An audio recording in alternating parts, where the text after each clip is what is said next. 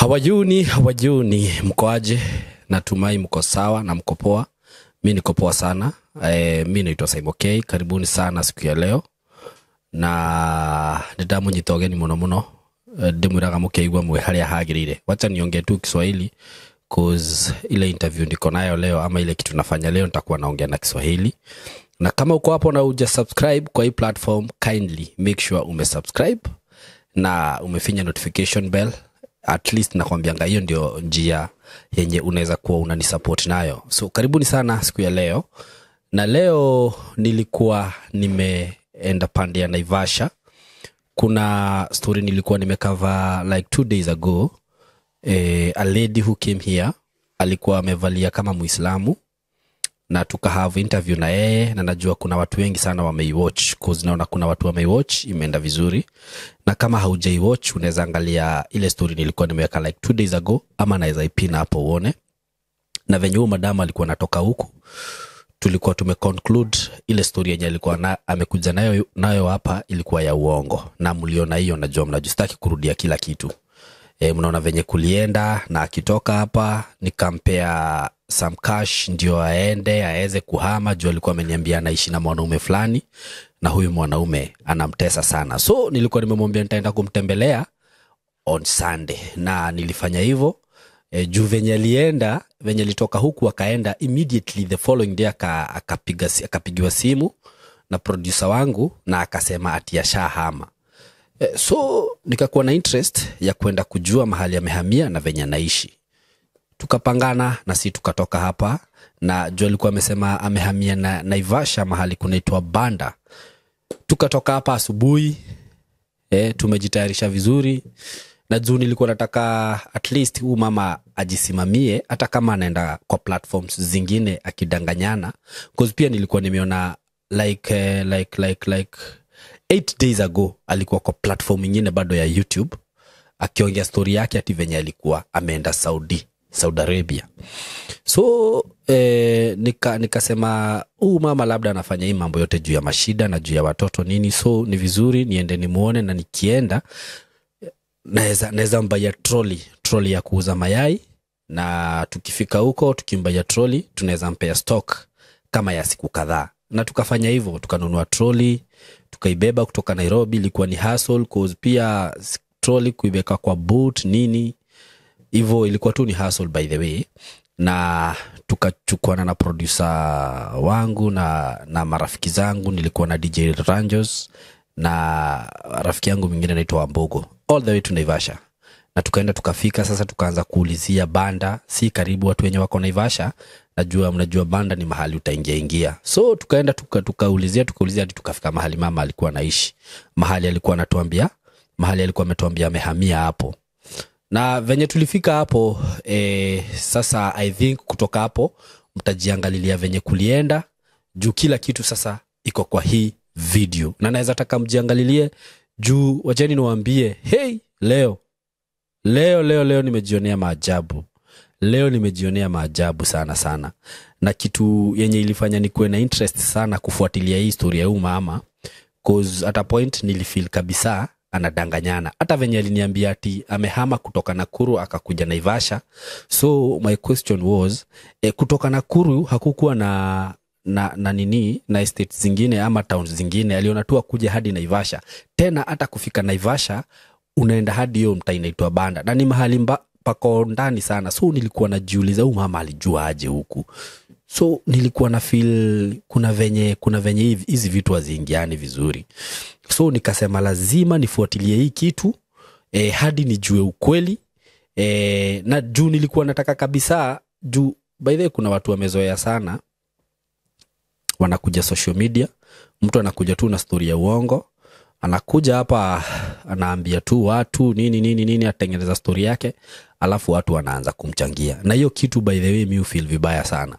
Na hata watu wenye wanakujanga huku kwangu ni watu wengi sana wanakujanga na ninawarudisha, cause mimi nikipata tu kuna mahali na feel haingiani vizuri na kuambianga tu hiyo story for now, na feel sitaifanya.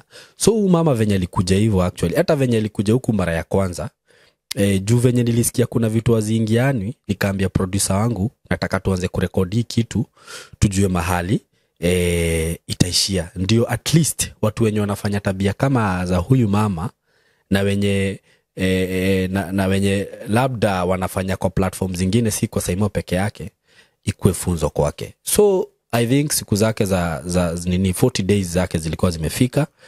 Juu hata venye tulienda huko, vitu zenye ametuambia zote ni za uongo. Hadi ametafuta watoto wa wenyewe, anadanganya tini watoto wa sister yake. Mtajione hiyo kitu yote by the way. Cause last time venye alikuwa amekuja hapa, alikuwa ameniambia anaishi na watoto wa sister yake na ako na watoto wake. So funny thing ni ati venye nilifika huko, hata kwenye alikuwa ananiambia ati amehamia, si kwake. Ameomba tu mtu nyumba ati akuje aishi huko for few days, ndio nikuje niwasaidie alafu niende na watoke huko. Watoto wenye anasema ni wa sister yake si watoto wake. Alafu kitu kingine yenye ilikuwa mbaya sana ni ati huyu mama mwenye wanaishi mwenye walikuwa wamepanga hiyo mipango na yeye, huyu mama walipanga wakachoma hadi kwa huyu mama. Can you imagine? Walichoma nyumba ndio huyu mama aweze kuhama huko, na ile nyumba walichoma kulikuwa na mtoto alikuwa huko kwa hiyo nyumba. Mtoto alikuwa disabled. Na huyu mtoto walikuwa anataka kumchomea huko. Wacha nikwambie. So at the end of the day venye tumeenda nikakava story ya Madhe na nikasikia haingiani vizuri kabisa. Nilikuwa na feel tu nataka kujua zaidi kuhusu huyu mama. Ndio tukaanza kuingia huko, kuanza kuulizia watu hivyo, na tukapatana by God's grace, tukapatana na mama mtumia waito Rameta kwate, mama wa kijiji wa hiyo area. Venye tumepatana na mama wa kijiji wa hiyo area, sasa tukaanza kumuulizia story kidogo. Sasa hapo ndipo maneno imelipuka, kila kitu ikalipuka, tukajua ukweli wa mambo na kukakuwa na drama kwa yanageshaja makinene. Tuamenya maudu, tukajua kila kitu venye ili happen, tukajua huyu mama hata hapo si kwake. Tukaongea hadi na mwenye alikuwa mwenye amekombolesha huyu mama mwingine kwa hiyo nyumba. Tukaongea hadi na baba wa hawa watoto wenye huyu mama alikuwa amechukua TSM ni watoto wake. So kila kitu ikakuwa revealed.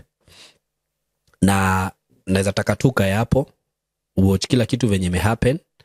Na kitu yenye nilikuwa nataka kusema tena ni ama kutoa warning kwa watu wenye wanatekianga watu advantage. Unatekia watu advantage na stories za uongo, hizo hatuta entertain hata kidogo. Madhe mahali nimemwacha saa hizi, niko sure ataland lesson. Cause nimemwachia huyo mama wa kijiji, nimeongea na askari huko Naivasha, na atachukuliwa hatua kali sana. So nitoe warning tena by the way. If you are there na una plan kukuja huku kwa Saimo K, wacha mimi niongee kuhusu hii platform yangu. Kama unataka kukuja huku kwa Saimo K na ujue story yako iko na ish ama ujue ni mambo ya uongo unakuja kuongea, hiyo tu nimekuona by the way. Hata usibothe kupiga namba yetu, weka tu uko na stories zako za uongo.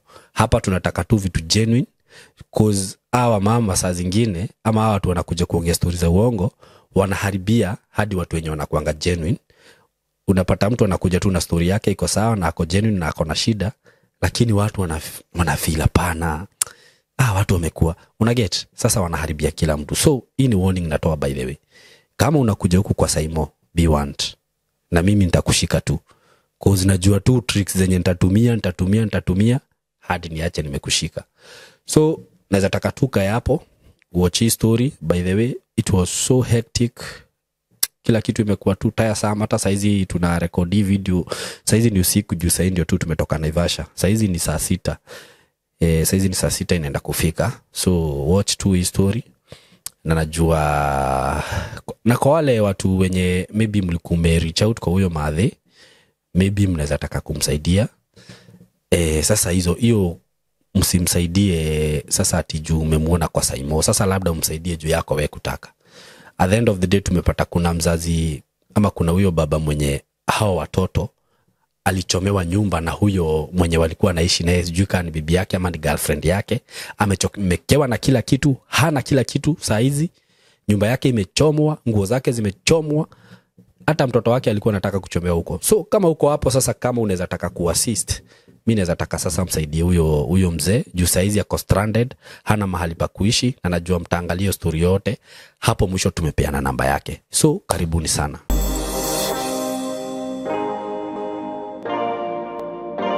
Ndakugeithia we mwega murata wakwa na mwiroreri wakwa.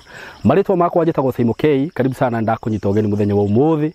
Ni ngwiraga ukeigua we haria hagirire. Muthenya wa umuthi warora uguo kuria ndigwiciria ni urona ndi kundu kwega muno mugunda mwega muno. Thutha wakwa warora ni njui urona all greens na ndi haha courtesy of Tayari Lands and Housing. Ndrare haha ngikurehera mugunda ungi turakwendagiria haha Kabati last week ona ndonani na thiku inya urakorwo wathira. Ino ni project ingi njeru ndakurehera iri haha Kithioko. Kuma haria ndi nginya Kithioko ngwiciria ni handu ingitengera na nginye. Na uhoro wa Kithioko ni ngutariria uhoro wa tauni ya Kithioko na njira nene muno. Ngakwira ni tauni njega, tauni ikurite muno. Gutiri kindu utangiona Kithioko, kindu o giothe ungienda. So ni ngukuria murata wakwa na we hau wona video ino tiga gweterera. Buroti ici cia Tayari citikaraga. Mugunda uyu ndinaguo haha thaa ici utinangiirio buroti cia 50 by 100 no hutitie barabara ya kuingira mugunda ino haha. Mugunda uyu ukomeire barabara haha kuma Ramini haha Ramini ukuingira o kilomita 1.5 ukorwo wi mugunda-ini. Mugunda uyu ugatinangirio kundu kwina maneighbor, kundu kwina mai, kundu kwina thitima, kundu kwina mathukuru, kundu kwina indo ciothe irio rabatara. Ungienda kurima guku no urime, ni urakiona uria irio cireka. Ungienda gwaka neighbors wako hapa sio kubahatisha. Withike na ihenya. Namba ya thimu 0715 99 99 09 0715 99 99 09. Ungienda guka ofisi ci haria Thika, ukiingira Thika hestage tutaka gatito hau o hau ni ukona building etagwo Mco Plaza building, uke ku third floor room 302 ukinye ofisi ya Tayari ku. Bei ni 160, broti ya 50 by 100. Iyo ni cash hamwe na title. Wenda kuriha na installment ukuigirira deposit ya 50, balance urihe na mieri 6 na shigo ka 180 including title deed. Uko karibu sana na mharakishe stigathire. Ndugetikira gutugwa murata wakwa. Asanteni sana. Na venya na shake mkono. Yes, ni ndamugeithia muriega eroreri. Ndi guku mwena wa Naivasha mahali tunaita Banda. Na tuko na rafiki yangu hapa anaitwa Mr. Wambogo. Yes. Amenileta huku. Thank you. Sasa najua nikiwa na yeye bado security iko sawa. Yes. Na bado amekuja kusaidia kitu iko hapa. Yes. Tulikuwa na huyu madam kwa studio. Salimia watu. Habari yenu? Ninaitwa Gladys. Familia yangu ndawa. Saimo K amekuja kunitembelea kujua pale nyenye napa. Hebu ambia watu tulikuwa umefanya nini last time? Nilikuja nikadanganya kidogo. Ngakuja huko je nisaidie kidogo nitumie uongo, lakini nilisema pole. Na akakuja na akakuwa serious akanitafutia pesa ya kurent nyumba. Maana sasa hizi niko kwangu. Na nasema ni asante sana juu nashukuru niko kwa nyumba yangu sasa. Sawa watoto. Nyinyi mtaondoka kwanza, sawa? Kwanza tukae hapa. Hata kwanza sitaingia kwa nyumba. Nikae huko. Haya. Wala ni wakwa the no tawerinde. Haraguna nyota ne muigema. Ekwelile ile na nyota munene. Ile na kia ni odo wa wera waku. Alirikana ngedo shadeno. Lukata shakuitola na benoa.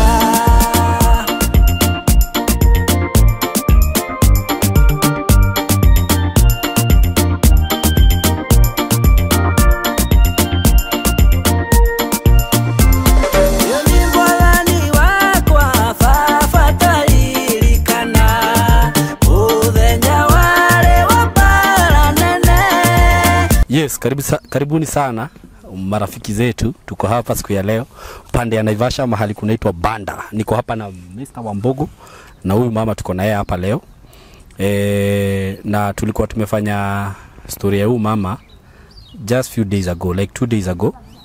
Mwenye alikuwa amekuja studio kama amevaa buibui, alikuwa amekuja kama amejificha, na najua watu wengi wameona hiyo story.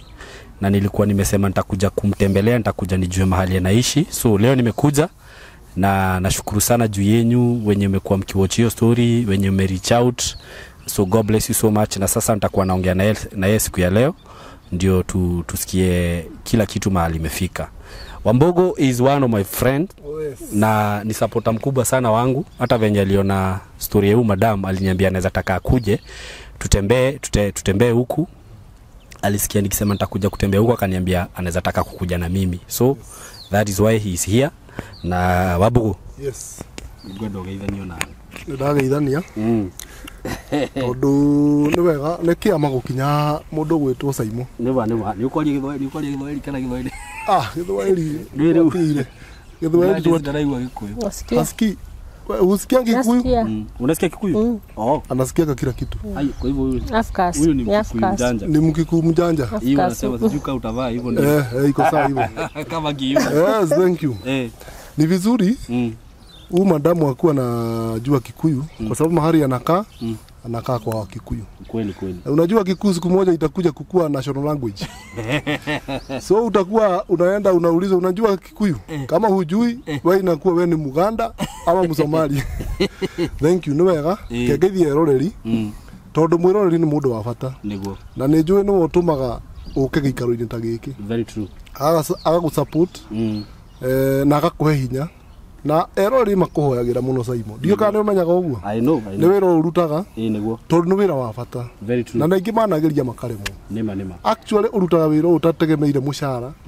Utategemeire onaki. Niguo. Na ni uteithagia no kahutia ngoro cia andu aingi. Very true. Nyambe ngucokerie ngatho ngwire Ngai akurathime. Amen. Na kuige muno uture nginya unoge thiro ya Ngai. More than 200 years. Ugatuika gaguka. Ume kaguka. Uthie gacucu. Oh, thank you. Thank you so much. No wega na kugeithia mwiroreri. Niguo. Mwiroreri ni mundu wa bata. Haria hothe ari bururi wothe wa Kenya na umenye muko ethi yothe. Haria mugikuyu wothe ari ni haraigua rugo eno turaria. Niguo. Ageithike muno. Very true. Na Ngai amurathime. Niguo. Thank you. Thank you muno Wambogo. Nashukuru sana juu hata wewe umekubali kunileta hapa. Yes. Siwezi chukulia ikiwa mzaha. All the way from Nairobi. Ukaniambia hata utatumia gari yako, utaweka mafuta, tukuje hapa. Nashukuru sana juu ya hiyo. Sasa tuko hapa na Gladys. Gladys, salimia watu. Habari yenu? Naitwa Gladys. Nilikuwa kwa Saimo K. Yeye amenifanya paka nikafika hapa pale niko mnaniona. Na nashukuru Mungu sana. Juu nilienda huko na ujanja. Ongezea sauti. Nilienda huko na ujanja. Lakini nayo niliomba Mungu anisaidie, nilidanganya kidogo. Si kidogo. Ulidanganya sana. Lakini Mungu alinisaidia. Niko sasa na familia yangu, hata kama mnaona nyumba yenye ninakaa niko na kitanda, sasa niko na mattress, niko na masufuria yenye natumia. Sasa nashukuru Mungu niko yani hata sina stress, hata kama niko hivi najua Mungu atanifikisha nyumba nyingine. Na ninashukuru na napongeza Saimo sana, abarikiwe. Mimi nimefurahia sana pale nimefika hivi, nimefurahia sana. Na namuombea Mungu sana amsaidie kabisa juu kama si yeye hata sijui ningekuwa wapi niseme. Nashukuru Mungu jadi nisaidie yenyewe sana.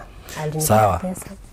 Sawa. Sasa ni hivyo. Sasa si tumekuja hapa nikuulize aje. Si uliniambia umeingia kwa dini ya Waislamu? Yes, niliingia kwa hiyo dini. Kwa nini saizi hujavaa hizo nini? Sijavaa hizo. Kwanza tusikizane kitu moja. Tusikizane kitu moja hapa. Yes. Unaona huyu jamaa? Hebu muangalie vizuri. Anakaa nini? Natoa kwa sawa. Huyu ni askari. Unamuona? Ninamuona. Unaona ukinidanganya? Na siwezi kudanganya. Atakuinua tu juu kule na yeye. Usimuone tu hapa hivi. Hapana. Si unaona ndio maana nimekuja na yeye. Na bado anataka kunini? Kusikia story yako. Kwa hivyo ukinidanganya Gladys, tuongee tu hapa mbele ya kamera. Ujue nimetoka Nairobi, nimeweka gari mafuta, nikakuja hadi hapa. Kwa hivyo kitu yote unaniambia saa hizi ikuwe ya ukweli. Mimi ukiniambia kitu ya ukweli hatutakosana. Ubaya ni unidanganye. Kwa nini leo hujavaa buibui? Uliniambia umehamia kwa dini ya Waislamu na siku hizi unasoma huko na hata utaki sura yako ionekane. Hata ni vizuri tu venye nimekuja hivyo nikapata hauna. Umefanya vizuri. Hapo sile tu huwa ninaenda juu sijaingia sana, tuseme kweli sijakaa sana kwa hiyo dini mimi. Nilienda huko juu nisaidike. Ulienda huko ndio usaidike? Nilienda nasema tu kweli. Kusaidika aje?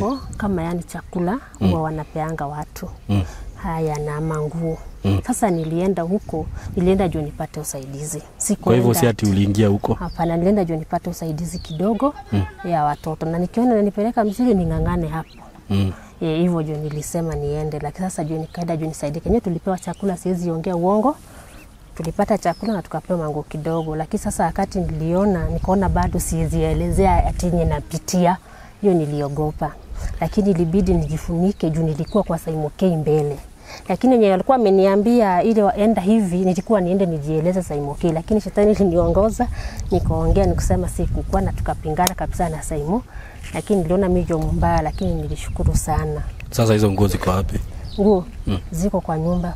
Uko sure? Nazitaka hapa. Hizo manguo zote? Najua hauna, ndio maana nakwambia nazitaka hapa. Na unajua nimekwambia ukinidanganya tutakosana. Utazileta saa hii? Si nyumba iko hapa? Hizo nguo niliomba. Si nimekwambia usinidanganye Gladys. Sasa tena umeanza kuongea uongo. Unajua mimi nitarudi Nairobi. Mimi sijakuja hapa ku waste time. Alikuwa amekomboa siku moja hizo nguo. Si ndio? Sijakuja. Thank you, ongea ukweli. Kwa hivyo hata huku umeingia kwa Uislamu na usicheke hapa, hakuna issue ya kucheka. Sikuwa nimeingia. Unacheka kwa nini? Niliomba hiyo nguo, juu yenye ilifanya niombe hiyo nguo, juu nilikuwa mbele kwa Saimo na nikaomba paka hii kitu ya kujifunika. Uliomba wapi? Niliomba kwa mama mwingine Moria. Na sasa nikuulize, saizi tu nimekuambia usinidanganya na bado unanidanganya. Sasa wakati unataka niachane na interview nirudi. Sasa wakati niliomba hizo nguo. Hapo hata na hiyo mambo ya nguo kwanza. Tunaongea uongo ama tunaongea ukweli? Ni ukweli, nilikomboa. Na mbona huko umeniambia hivyo mbeleni? Nilikomboa. Kama singekuitisha siunge nini? Si ningeenda kujua ulikuwa na nini? Nilikomboa hizo nguo. Ulikomboa, ulitoa wapi pesa ya kukomboa? Hapana, si kurudisha na pesa. Niliomba tu na nikavaa na nikarudishia. Juu nilisema wakati niliona nilienda kwa Saimo, wengine akaniambia vaa kama Horia. Juu sinijua, lakini wewe bibi nilifika huko yenyewe. Unajua acha nikwambie kitu moja, unaona venye nilifanya hiyo story yako? Unajua nimepigiwa na watu wangapi wanakujua? Unajua nimepigiwa na watu wangapi? Nimepigiwa na watu wengi. Sawa? Kwa hivyo sasa maneno yako mingi niko nayo hapa. Haina shida. Si unaona hata huyu ako wapi Baba Ian? Si unamuona, unamjua? Baba Ian? Wakati alikuwa anapanga namba yake. Jibu Kenya nakuuliza, unamjua? Si nilimuona siku moja wakati nilichukuliwa interview. Kwa hivyo niko na information yako. Kwa hivyo ndio nakwambia usinidanganye. Hapana. Ni sawa? Huku kunaitwa aje? Huku kunaitwa Banda. Unaitwa Banda? Ulihamia huku lini? Nimekaa kama siku 3. Huku bila nihama ulinipea pesa nikahama. Ulikuwa unaishi wapi? Na mimi hapo. Mimi nilikuwa nakaa Mwariki. Uko ni wapi? Mwariki, unaona ukikuwa pipeline. Mwariki ndio nilikuwa nakaa na mtu. Nilikuwa nilikuwa naishi hata hawa huyu mzee nilikuja hapa, mimi ni mgeni. Unaweza chukua mtoto yote hapa muulize kitu. Unajua nimeambiwa ulikuwa unaishi Kioto. Mimi baba siishi Kioto, Saimo. Nimeambiwa ulikuwa unaishi Kioto na niko na evidence. Naweza tuita hawa, mimi sikuwa nakaa Kioto. Kioto mimi sijakaa sana. Sijakaa Kioto mimi. Hujakaa sana, umekaa for how long? Akati nijikujanga juu nijue Kioto, nijikujanga kutembea kwa msichana mwingine. Hasa nikaona kibarua iko sawa. Sijakuuliza hiyo yote. Niambie mahali ulikuwa unaishi. Mimi nilikuwa nakaa Saidi ya Mwariki. Unajua ni mzuri anaweza kukupeleka sasa hivi uko na gari. Paka nyumbani nilikuwa naishi. Unajua sana ni uongo. Yes, nilikuwa nakujanga huko kutembea huko. Lakini sasa bila nilikuwa nakaa na mtu, mwanaume Saimo. Sasa hata akisema na sasa hizi tukienda huko utanionyesha hadi mahali ulikuwa unaishi. Unajua mimi sina shida, niko na time. Haina shida. Na kama huko unaishi huko. Sasa ndio unipiga fine ama unipeleke basi kwa jela. Sitakupiga fine. Unaona hii mimi hata unajua siendagi sana kwa nini? Si unaona nimekuja hadi hapa. Umekuja. Na hapa si bado tu ni hapo ninaishi, kwani Kioto na hapa inaitwa Banda. Kioto si kuna huko chini. Nimeambiwa ulikuwa unaishi Kioto. Ni mzuri ulete Baba Ian huyu hapa hivi. Tukijana na Baba Ian sana. Ulihama huko lini? Mimi nimekaa hapa siku 3. Haya, na sasa niulize. Kutoka Nakuru ulijua huku aje? Juu huku nimeingia sana, huku ndani sana kutoka Naivasha. Sikatai, Simon nilikuwa natembea. Kutembea aje? Nilikuwa natembeanga ninakuja huku. Haya, iko familia yangu wenye walikuwa kwa Masai huku. Wakati nilianza kupata shida, wakati nilikuwa nakuja Naivasha. Sikuwa hata Gilgil, nilikuwa nakuja hata nalala kama siku 3 hivyo. Na wakati hata nilikuja kwako kwa huko kwetu sikuwa najua maneno ya studio. Nilikuja Naivasha ndio nikaambiwa maneno ya studio. Lini? Twendo. Nakumbuka nyakati nilikujanga ya kwanza. Wakati nilikuja ya kwanza kwako. Si mara ya kwanza ulikuwa umeniambia umetoka Narok. Sasa unaona naenda nikikushika. Sasa nasema yani wakati sikuwa ni hapa, nilikuja juu sasa nikaambililiwa hiyo maneno yako hapa. Ulikuwa umetoka Narok ukakuja hapa? Nilikuwa nimetoka huko nikakuja. Ukaambililiwa na nani? Niliambililiwa na wamama tu na wakasati, mimi sikuwa na simu ya touch. Na nikaambia kwa station mingi unaweza hadizia mtu uko na shida hivi na hivi. Kuelekezwa hata ni wao walinipea namba na nikajileta. Hata nilishindwa kuongea wakati nilishindwa hata nitaongea. Lakini sasa ile nasema ni ile ukweli juu wenzeni wazazi wangu mimi sina. Na hata kama unasema najulikana tunaweza enda hiyo Kyoto. Sasa unajua iko kitu ya kuambiwa kama mimi nimepigiwa na simu sana watu. Wanasema ati kwa nini unavaa hivyo? Nikamwambia yes, nimeambia watu hivyo. Nilivaa hivyo juu nilikuwa. Wengine akaniambia hata kama ulikuwa. Sasa ungesema uko, nikamwambia ni sawa. Paka wengine ananitusi kwa simu. Nikamwambia ni sawa sawa. Akasema ni uongo. Nikamwambia kama ni uongo sasa nakaa Kyoto, nakaa wapi hapo? Na hii saimwa watoto sasa hivi niko na wao, hata ukikuja hata kama hujaniambia utanikuta tu na wao juu ni damu yangu. Na ni wa Masai na hawa na ndio wengine. Haya huyu mzee unaweza uliza watu nimekuja aje hapa. Hii nyumba nimekaa sasa ninakaa hapa tujua shida. Hiyo pesa ulinipea nimenunua kitanda mpya na nimenunua tu vitu yangu. Na kitanda yako ni mpya? Ya kitanda nimenunua second mpya. Iko hapo kwa nyumba. Second ama mpya? Mpya ilikuwa 6,000 na singeweza 6,000. Nimenunua 5,000 na ni mpya. Ni second but mpya. Okay. Haya tuachie hapo. Wengi wanaongea wakiniongelesha vibaya. Wengine wananiambia Saimo kwa TV, wale watoto wa sister yangu ati nende ni watupe pahali ati wakuja wanio. Mimi nikaeleza mtu alinipigia. Mimi sikuenda huko ati nitafute wanaume. Wanakuambia wakuja wakuoe. Mimi sikuenda huko kwa studio. Elezea hapo vizuri. Mimi sikuenda kwa studio ati nikuje ati nitafute mzee. Wanakuambia nini? Yuko mwanaume alinipigia simu. Kaniambia wale watoto unaishi na wao uko unasema ukweli, si wapeleke. Nikamwambia ndawapeleka wapi na ni damu yangu. Mimi siwezi waacha watoto wangu. Wote na familia yangu. Na pale yenyewe niko na furahia juu nilienda huko. Yenyewe wengi wameweka comment mbaya. Na pale naona Saimo mimi naishi huko. Ninashukuru juu kama si wewe yenyewe mimi nimepitia maisha magumu sana. Na nashukuru na wenyewe wa kuongea wataongea tu. Hata ukienda urudi hata kesho mimi niko tu hapa na naendelea na maisha yangu. Na sasa nafurahia mimi niko kwangu hata niende wapi niko. Na sababu mimi kukuja hapa, wakati nilikuja kwa huyo mwanamke nikamwambia unitafutie nyumba. Kutafuta nyumba ilikuwa 3,500. Mwanamke mgani? Iko mwanamke tulikuwa tunaongea naye nilikuwa naendanga kwake. Sasa nikamuuliza nitafanya aje. Nikachukua tena mtu wa ndugu. Ulikuja huko venye ulitoka studio ulienda wapi? Nilitoka studio nikaenda nyumbani. Nikalala, kesho yake nikaingia Naivasha. The following day. Nikakuja kutafuta nyumba. Kuona nyumba ni bei kali. Maana nilikuja huku nyumba huku Banda inakuanga bei rahisi. Pale Kyoto ukienda nyumba ni za mai. Pale juu ukienda nyumba ni bei kali na iko na deposit. Nikasema wacha nitafute nyumba bei rahisi ili nijishikilie, ili masiku kidogo nikipata kitu ili niingie nyumba mzuri na watoto ndio hawa hapo unaweza uliza kama wanaendanga shule. Hawa wangu waendangi lakini nashukuru Mungu nitawaingisha, lakini kukula tunakula saizi. Na sasa tunalala pale pazuri, ninashukuru sana. Hata watu wakiniongelelea vibaya mimi nashukuru Mungu juu nimeongelelewa naongea uongo na ni Mungu anajua. Haya umeniambia kutoka ukuje kuna pesa nyingine umepata ama ni hiyo tu 3,000? Nipata 3,200 peke yake.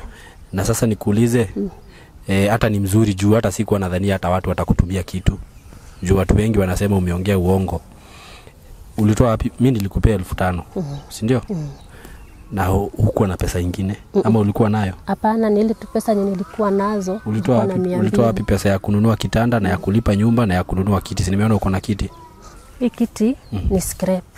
Nilipewa. Unaona hii mwenyewe hii nyumba ndio nikuja kulipa hii nyumba kakuta nyumba iko. Unaona hata imeraruka. Hiyo kiti imeisha.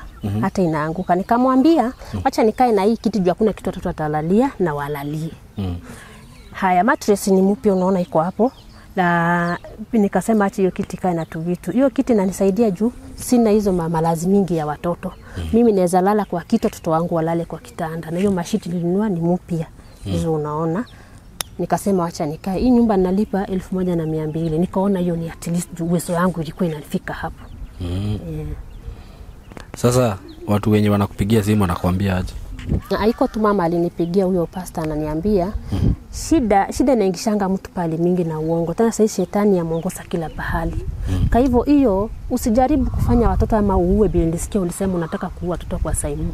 Kamwambia siwezi. Akaniambia fanya hivi, wewe omba Mungu na kila kitu Mungu atakupigania. Usijaribu kukua na nia ile mbaya ama ukufe ama ufanye uue watoto. Usijaribu. Sasa ni kitu kama hiyo. Sasa mimi nikamwambia ni sawa. Abugo uraigwa atia uhoro ucio? Kulingana na wanarudu wa madamu huyo ule. Mimi naona kulingana na vile Mungu ananisaidia kujua. Najua madamu amedanganya. Lakini hata kama anadanganya si kote anadanganya. Arali ya maheni anaongea uongo ndio asaidike. Na nikuuliza madamu, hawa watoto wako ni wangapi? Watoto wangu ni 2 naweza waita. Hawa wengine ni wangapi? Hawa wengine 3. Ni 3. Wa sister yako? Wa sister yangu. Okay. Sasa wewe ndio unalea hawa watoto. Mimi ndio nalea. Na kwa kila kitu. Kulingana na vile nilisikiza story yako kwa nini kwa YouTube. Si ndio? So ile kitu iko najua unapitia mengi kulea watoto. So unalea watoto 5. Nalea watoto 5. Hiyo vijana mumeona hapa 2, mimi nakaa kama amevonga kilemba kichwa. Yes. Na kengine na kasichana kale kadogo. Kasichana kale kadogo ni kasista yangu yenye alienda na mzee wangu. Okay. Hiyo ni mzee wangu alienda naye. Na huyo mtoto aliniwachianga. Sasa ni mimi ninalea wale watoto. Thank you. Nikuulize wewe hivyo nakuona uko na shida yoyote ya kimwili? Hapana, mimi uko sawa. Shida yenye niko nayo tu nisisema niliumizwa na huyo mzee mwili. Lakini mwili yangu bado niko too strong. Nashukuru Mungu juu niwekange. Hata kama uliumia yenyewe lakini ulienda ukalikava ukapona. Ukakuwa sawa. Sasa uko na nguvu nikikuona. Sasa niko na nguvu. Thank you. Naweza lima. Sawa, thank you. Sasa wacha nikuambie kitu kingine madam. Kwa sababu watu wamesikia hii story yako. Na wengine wamekasirika kwa sababu ya uongo. Unaona watu wengi hawapendi uongo. Unaona? Wanapenda ukweli. Kwa sababu wakiona ukiwadanganya, wanaona kama unateka advantage. Ukweli hata. Na utaharibia mpaka wengine wako na shida ya ukweli. Unaona? Kila mtu akisikiza hii story aone hawa ni wale watu wamezoea tu mama kudanganya. Hawa mama wametuzoea. Unaona? Waanze kusema hatuchangi. Wakikosa kuchanga hakuna kitu tutasaidika. So hata bali na wewe utasaidia wengi. Utaharibia wengine. So ile kitu mimi naweza kukuambia, si uko na nguvu? Kitu ya kwanza uombe Mungu akupe vitu zako kabisa. Unaona? Na ufanye kazi na mikono yako. Unaona hawa watoto 5? Kuna wengine wako na 10. Wako na 8. Unaona? Na hawakuji kwa YouTube kuomba mchango. Wanangangana wanalisha watoto wao. Wanafanya vibarua. Yes. Juu nikikwambia kitu kingine, hata sisi tumelelewa tukiwa watoto wengi sana. Wewe kwanza hebu ambie umelelewa wapi? Unaona? Huyu alikuwa chokora. Mimi nilikuwa chokora, mimi unaona hivi. Unaona? Na nilitoka nyumbani kwa sababu ya shinda. Na tumelelewa tukiwa wengi sana. Lakini mama alijaribu hakututupa, hakutuua. Unaona? Alingangana tu atupe chakula mahali ataweza. So hata wewe utangangana tu hawa watoto wako uwape chakula mahali utaweza. Na wewe uko na bahati sana. Kuna wengine wako na watoto 10 na ni wagonjwa. Wengine ni viwete, lakini wanangangana watoto wakule, wasome na wapate mavazi. Si ndio? So pia wewe lazima uombe Mungu akusaidie. Si ndio? Kweli. Akupe nguvu. Unaona? Na watoto wako naona wako na afya mzuri sana. So hiyo ni Mungu. Kuna wengine hata wako na shida kukuliko. Kuna mahali kwingine unaweza tembelea watu uone wewe hata kama ni tajiri, hata kama huna kitu. Ukipata tu unga, abia Mungu asante. Watoto wakikula, abia Mungu asante. Wakipata mavazi, abia Mungu asante. Wakipata school fees, abia Mungu asante. Sawa, hata hawa watoto wanasoma saa hii? Hapana, wasomi kwa saa hii. Hawasomi. Sasa unataka kuwaingiza shule? Nikipata kitu ningewaingisha shule. Huku kuna shule ya serikali? Iko. Umeamua kukaa hapa? Ama tu juu hii nyumba hata inanyesha nitahama, lakini nitakaa tu huku. Sitarudi Narok.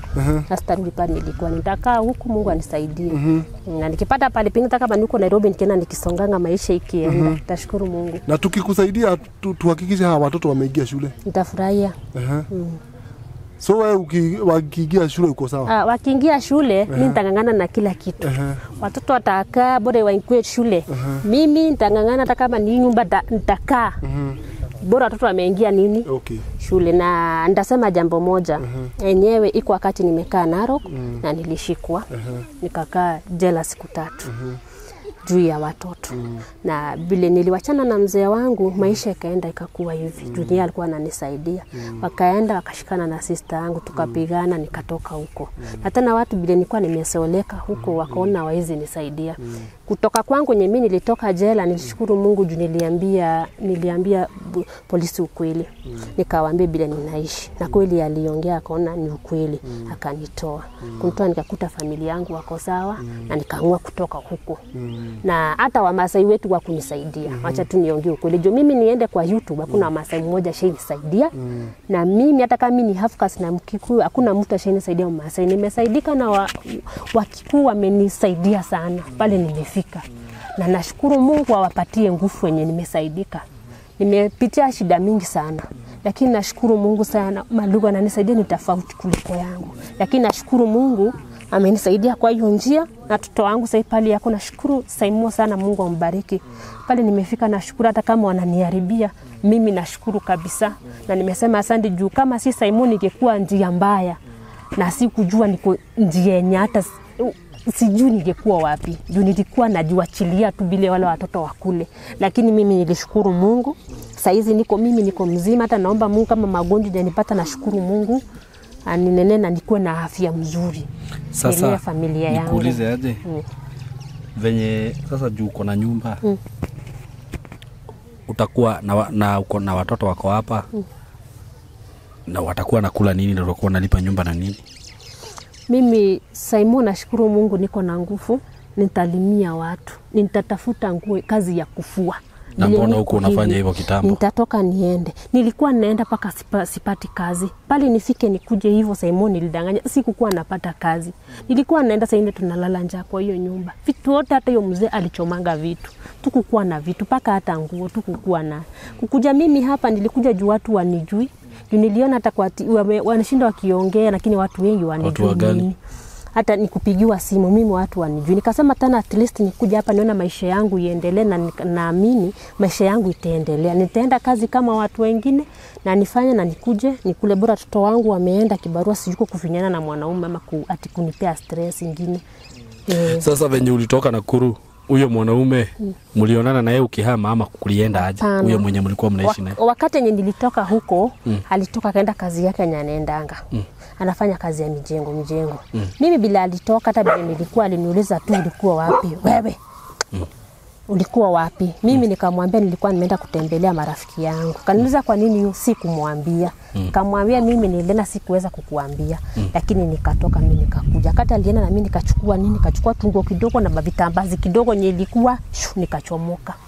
Nikatafuta nyumba nikakisha nimepata pahali nikasema at least. So venye ulitoka huko ulikuja na watoto hiyo siku?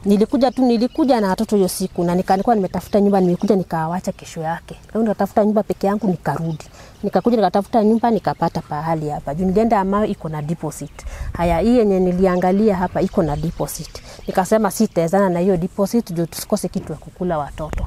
Na nikasema nijishikilie hii masiku kidogo Mungu akinipea pesa nitafute nyumba mzuri ni tutakaa na familia yangu. Songe mbele na familia yangu. Na nikasema nimesaidika nitakuja bado tu studio niseme asante sana mimi nimeshukuru sana. Kwa nini hapo siamini kabisa? Kuna kitu inaniambia hapo kuna kitu inaniambia hauko unaishi Nakuru. Mimi nilikuwa nakaa pipeline. Lakini kuja nimeshaikuja hata iko kati nilichukuliwa kitu kipindi na nikakuja. Hao watoto wako wako wapi? Watoto wako hapa wengine. Na akaka isi wangu huyu ni sister yangu. Nani?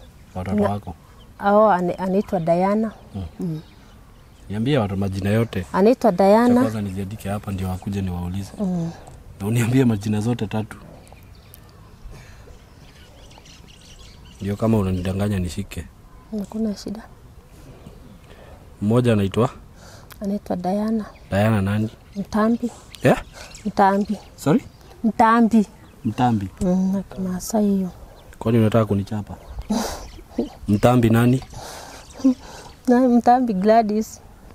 Kuandikisha na hiyo mzee mimi. Kuandikisha. Huyo mwingine anaitwa nani? Anaitwa Anje. Eh? Anaitwa Anje. Anje? Anje nani? Anje Pamela. Pamela? Pamela nani? Anaitwa tu Gladys. Pamela Gladys. Haya, hao ndio watoto wako? Na hao sister yako huyo mwingine? Aka kadogo. Aka anaitwa Karesiani. Esiani. Ati?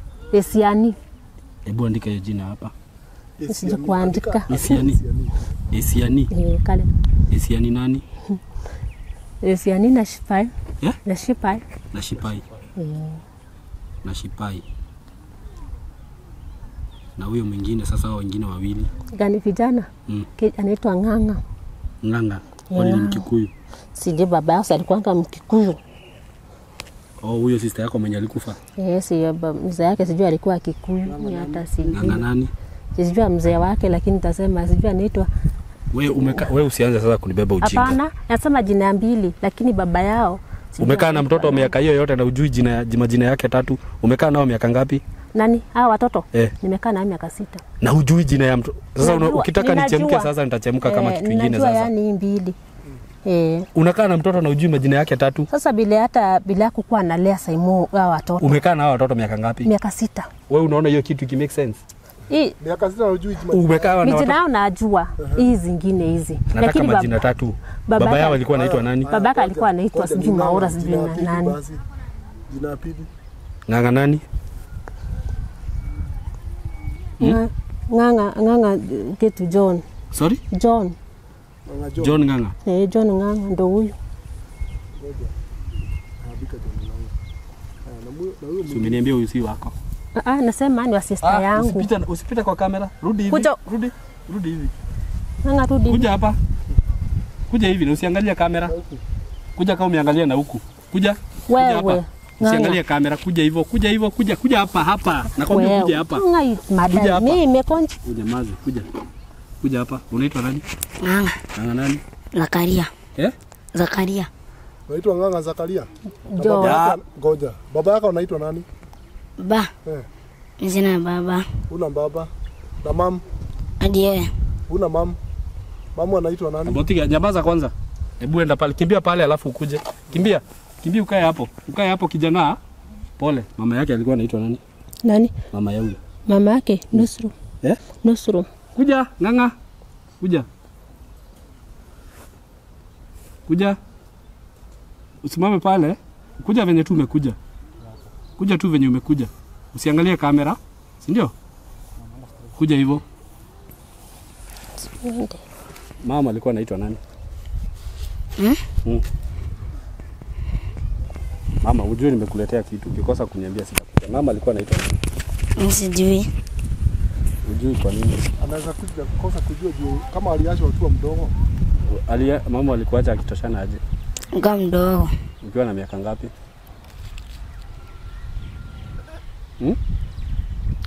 Na brother yako ni nani hapa? Ule. Na sister yako? Kuja, enda kimbia. Kaa hapo kwanza kidogo tu. Kaa huko. Sasa nataka ule kijana. Aya, enda pale kidogo. Kwa taije. Huyo anaitwa nani? Nani? Huyo anaitwa Santri. Santri nani? Santri Elija. Santri Elija. Kuja sasa. Kuja. Kanga kama chizi. Ukae hivi ukuje, usiongee sasa. Pitia hapa. Kuja. Unaitwa nani? Naitwa Njoroge. Ni nini wewe unaongea? Wewe unaongea. Sinakwambia unyamaze. Unaitwa nani? Njoroge nani? Njoroge Kamau. Njoroge Kamau. Sasa hiyo majina ni gani? Majina yako ni gani kamili? Jina langu kamili?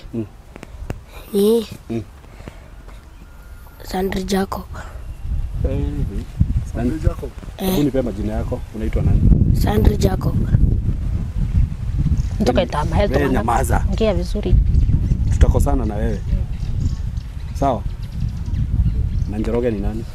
Njoroge? Yeye ulikuwa umesema kuja ukae tu hapa chini, usiogope, si ndio? Kaa tu hapa chini. Squat, unajua kusquat? Squat tu hivyo. Si uko sawa hapo? Si ndio? Uko wapi mama? Ma si hadi tujue pale mama yetu aliendaga. Nani? Huyo Msaidizi. anti yetu. Mlikuwa mnaishi wapi? Sisi. Kwa tunaishingi. Tulikuwa tunaishi kwa nini? Nyondia. Nyondia. Nyondia ni wapi? Huko. Nyondia niko. Mlikuwa mnaishi huko lini? Kitambo. Kitambo. Huku mlikuja lini? Juzi. Juzi. Ndio neha. Nyondia niko. Gongo. Mkikuja huku mlikuwa mmetoka wapi? Kwa tumetoka huko Nyondia. Mlikuwa mmetoka Nyondia? Huko Nyondia mmeishi miaka ngapi? Miaka mingi. Miaka mingi. Kwa hiyo unajua Nakuru? Nakuru. Haujui Nakuru? Haujui uko na miaka ngapi? 13. Unaenda shule? Kwa nini? Mamangu sijui pale aliendaga na kutununuliaga uniform. Mama yako alikuacha ukitoshana aje? Mamangu. Hata nilikuwa mdogo. Na baba? Baba kuniundia. Baba kuniundia. Akonyondia? Baba yako akonyondia? Unamjua? Lakini simjui jina. Unamjua aje? Unamjua aje?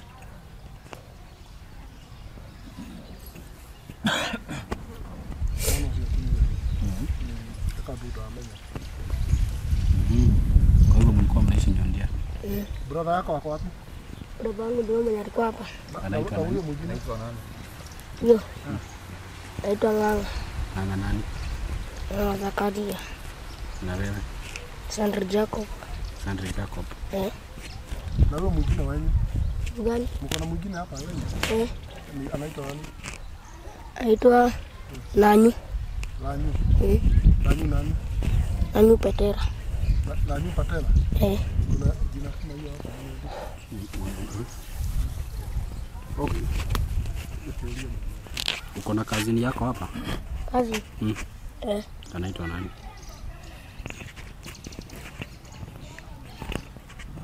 Anje.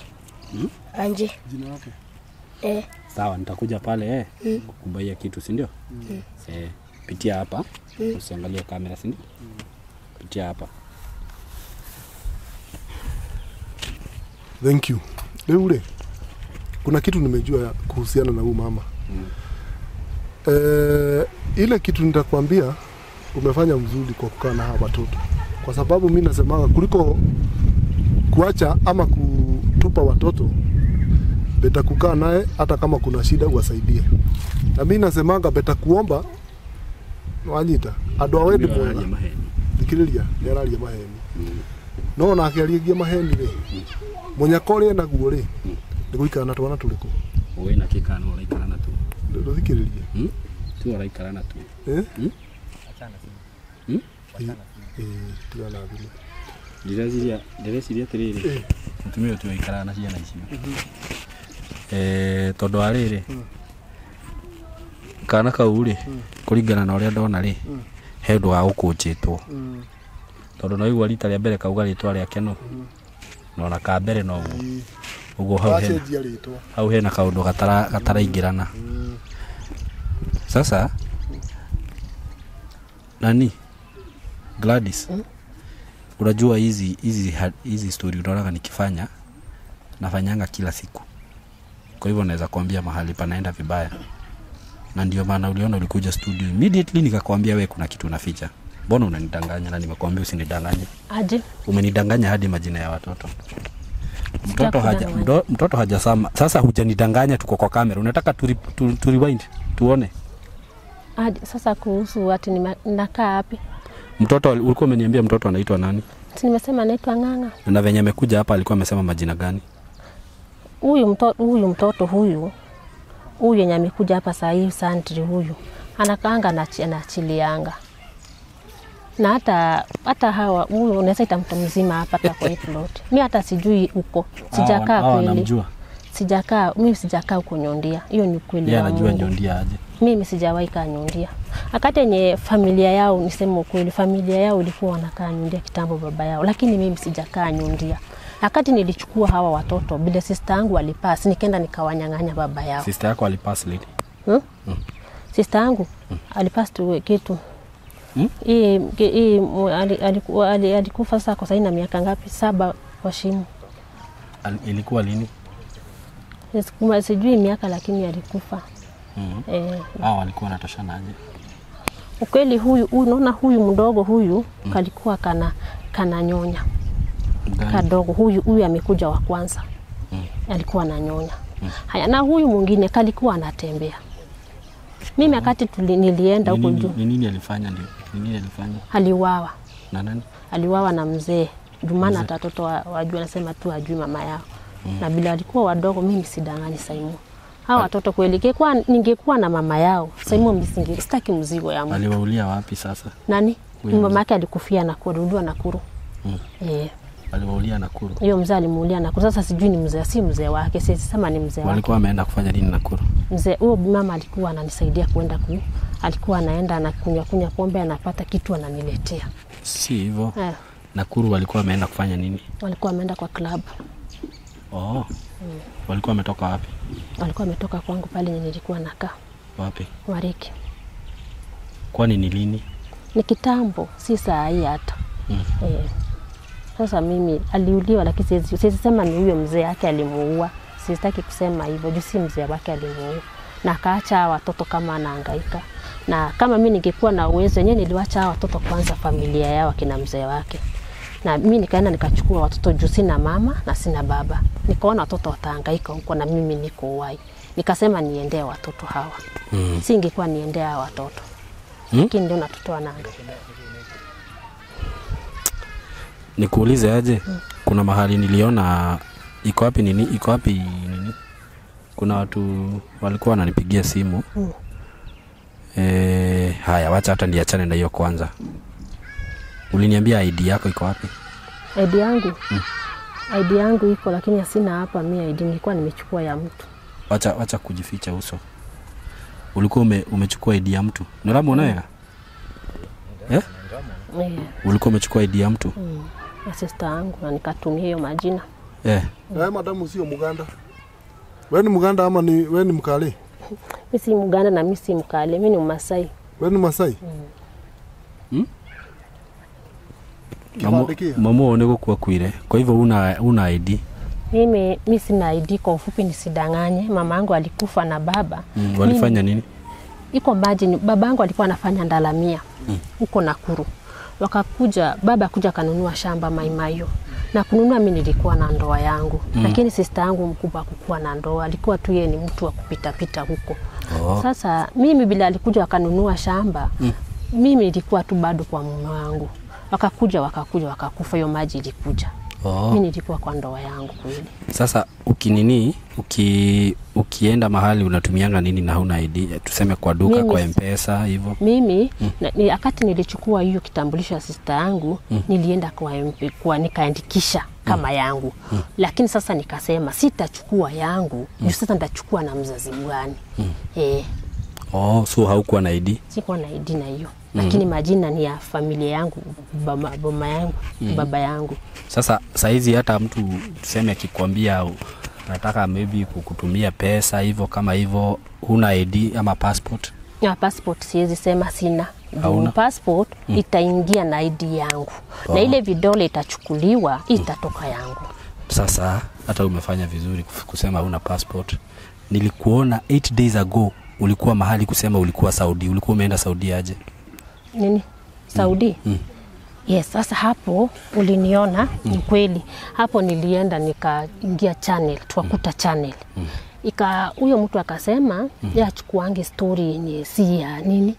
Ya Saudia. Unaona? Mimi nikasema juu wengi tulikuwa hapo walikuwa wanadanganyana, unaona? Tukaingia hapo na nikasema nilikuwa Saudia juu nipate kitu. Si ni wewe huyu? Najua nipate kitu, ni mimi huyu. So ni kudanganyana, ulidanganyana? Hapo nilidanganyana, time yangu nilidanganyana juu sasa nilisema hivyo Saimo. Si hapa hata umesema mama yako alidungwa na kisu? Hapana, ni sister yangu. Sikia vizuri. Oh, sister yako ndiye alidungwa na kisu. Yes, kwa hivyo ulikuwa umeenda huku kudanganyana, ulikuwa Saudi. Sasa hiyo channel tulikuta channel hiyo, huyo mtu anachukua ya Saudi. Oh. Unaona? Sawa, ulitafuta aje hiyo story? Mimi wakati nilitafuta niliongea tu na mama nyako hapo. Ukadanganyana? Danganyana nilikuwa Saudi lakini sikukuwa Saudi. Sasa ulisaidika? Hapana. Kwa sababu gani? Haukusaidika? Hata. Hukupewa kitu na mtu. Hapana. Unajua ni kwa nini? Kwa sababu watu si wajinga. Sikusaidika. Watu wanakuaga wanajua. Unaona hata ukitamuka neno moja, hata ukiongea maneno 10, wanajuanga kama zote ni za ukweli ama zote ni za uongo. Sikusaidika. So wacha nikuambie nikusaidie mama. Unaona hata ukisuguka kwa media zote ukiongea uongo, hakuna mtu atakusaidia. Wote wanakujua na wanafuatilia statement yako, waone kama unaongea ukweli ama unadanganya. Lakini ile kitu iko kwa hii dunia hakuna mtu hajaidanganya. Unaona? Na huwa mtu anadanganya ndio apate chakula. Lakini usidhanie utadanganya watu kwa miaka yote yako. Na ukidanganya hata mara moja upate chakula ya kukula hiyo siku, wacha kuzoea hiyo kitu kwa sababu utaenda kuna mtu wako serious. Na atachukua hawa watoto wako aende nao polisi wa verify kama ni wako ama kama wewe unakaa na hawa watoto. Ile kitu itafanyika ni kwa nini? Unajua itafanyika nini? Wewe utachukuliwa uende jela. Na ukienda jela hiyo kitu itakuwa mbaya kwako. Sio? So mimi nakusaidia. Kama unajua kuna kauogo fulani ama ikue hawa watoto si wako ama maybe umewakomboa ama umewakota na huku kwa wapea majina ndio ukuje upate kitu. Ni vizuri upate kitu ikusaidie uweke kazi yako uache hiyo kitu juu si kitu mzuri. Unaona hiyo biashara uachane naye na kwa sababu wewe uko na nguvu ufanye biashara ikusaidie. Kitu kingine mimi naona mzuri Saimo. Huyu madam mwenye atamsaidia sana sio pesa. Atafutiwe kazi, apewe, aajiriwe, watoto wake wapate pesa, wapate mavazi, wapate school fees, wapate kila kitu. Kwa sababu unajua ni gumu sana kuamini huyu mama. Huyu Mambogo. Mimi unajua na kuheshimu sana, lakini huyu mama story yake ni ngumu. Juu unajua mtu wako genuine. Mtu wako genuine unaweza msaidia. Sasa nataka upige hii hesabu. Huyu mama alikuwa studio na ukamuona na mimi nikamuona na watu wengine wakamuona. Si ndio? Na nikamuona, nilikuwa nataka nilikuwa nimesema hata rudi huku. I was very serious. Learn from that. Unaona? Sasa tena saa hizi bado unasikia naongea uongo. Juu wewe ukisikia tu unasikia tu zile vitu anakoroga hivi mara anaenda hivi mara anaenda hivi. Sasa hapo hata unaweza hata unajua hata mimi hata nimeshindwa kitu yenye naweza sema. Mtoto unaona hawa watoto hata haishi nao. Hawa watoto haishi nao. Hawa watoto labda walikuwa wamekochiwa. Unaona hata venye tumekuja venye uliwachukua video. Venye walikuwa wamelala hapa. Si ndio? Si walikuwa wamelala pale? Ziko wapi nguo za watoto? Ndio hii nilipea msichana mangu afue. Hayo. Sasa huyu ni nani? Huyu anakaa kwa hiyo nyumba hiyo. Anafua na yake. Kwa nini ulimpea? Tulikuwa tunafua na yeye. Kati baba yeye alikuja hivi, nikamwambia wewe fua ndio hiyo wageni wangu wamfanya nini? Wamefika. Huyu msichana ni wa wapi sasa? Huyu msichana kwa ni hapa, mimi sijamjua sana nakaa hapa. So mlijuana tu jana? Tulijuana si kuingia jana, niliingia juzi. Sasa wakati nimeshinda hapa tukajuana na wao. Ndio nimeshinda hapa hivi. Haya, hii nyumba tena ni msichana mwingine umeona ako na mtoto anaishi hapa. Sasa tukakuwa tu kujuana na yeye hapa hivi. Sasa wakati nilikuwa nafua na hawa, sijakomboa kweli hata kama unaona ni uongo, sijakomboa watoto. Kukomboa si shida. Kukomboa si shida. Shida ni hizo stories zingine. Hapana. Kukomboa kusema ulikuja hapa jana, hiyo haina shida yote. Yaani watoto ndio mnasema ati okay, hiyo story yako unaweza hata kuwa unaongea ukweli but it has a lot of loopholes. Na sitaki tushinde hapa tukijibizana ni ukweli ni uongo ni ukweli ni uongo. Juu mimi sasa nilikuja na nilikuwa tu nataka kukuja kuconfirm na kitu yenye sasa nikuulize Ni kazi gani unataka kufanya sasa kuanzia saa hizi? Mimi hata kazi yoyote tu.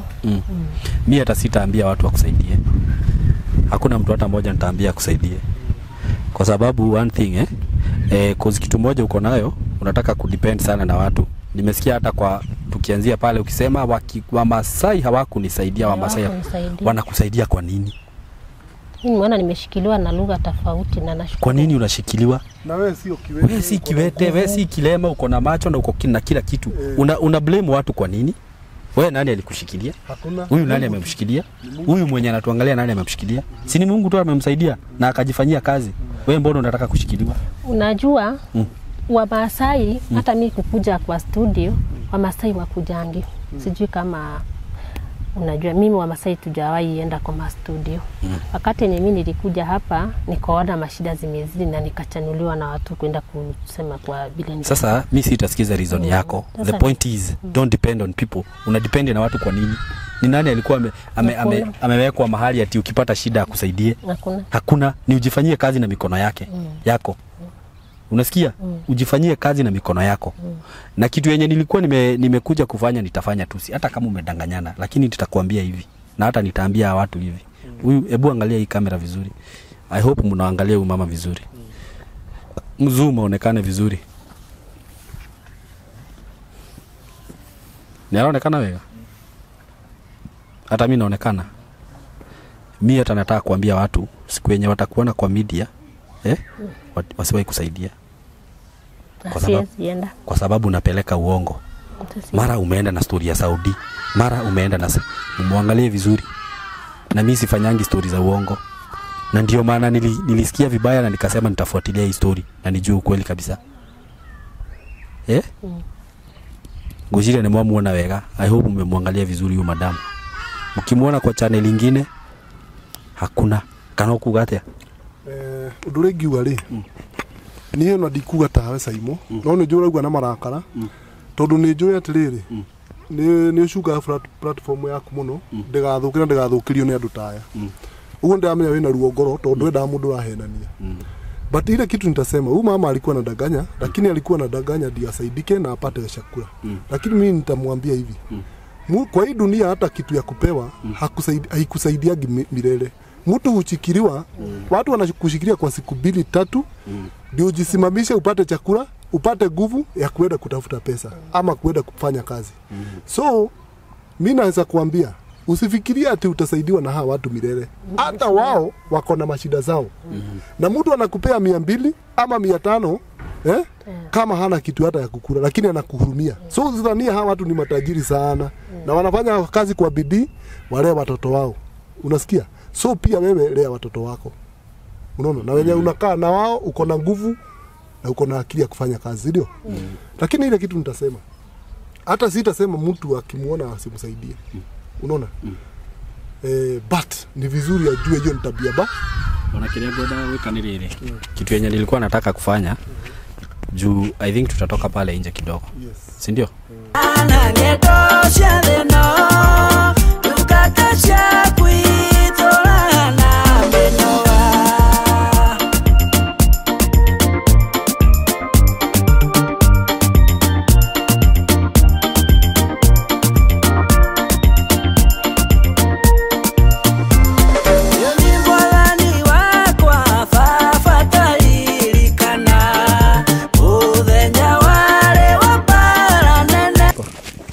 Kuja hapa. Unajua ni nini? Ni troli. Angalia kamera. Ni ya kufanya nini? Mayai. Mayai. Weka hiyo mic hapa vizuri. Ni ya kupika ama ni ya kufanya nini? Ya kuweka mayai hapo. Utaweza kuitumia? Ndatumia. Na nini? Tanunua mayai. Nianze kusungusha. Utaweza kufanya hiyo kazi? Sawa. Sasa nilikuwa nimesema nitakuletea hii trolley.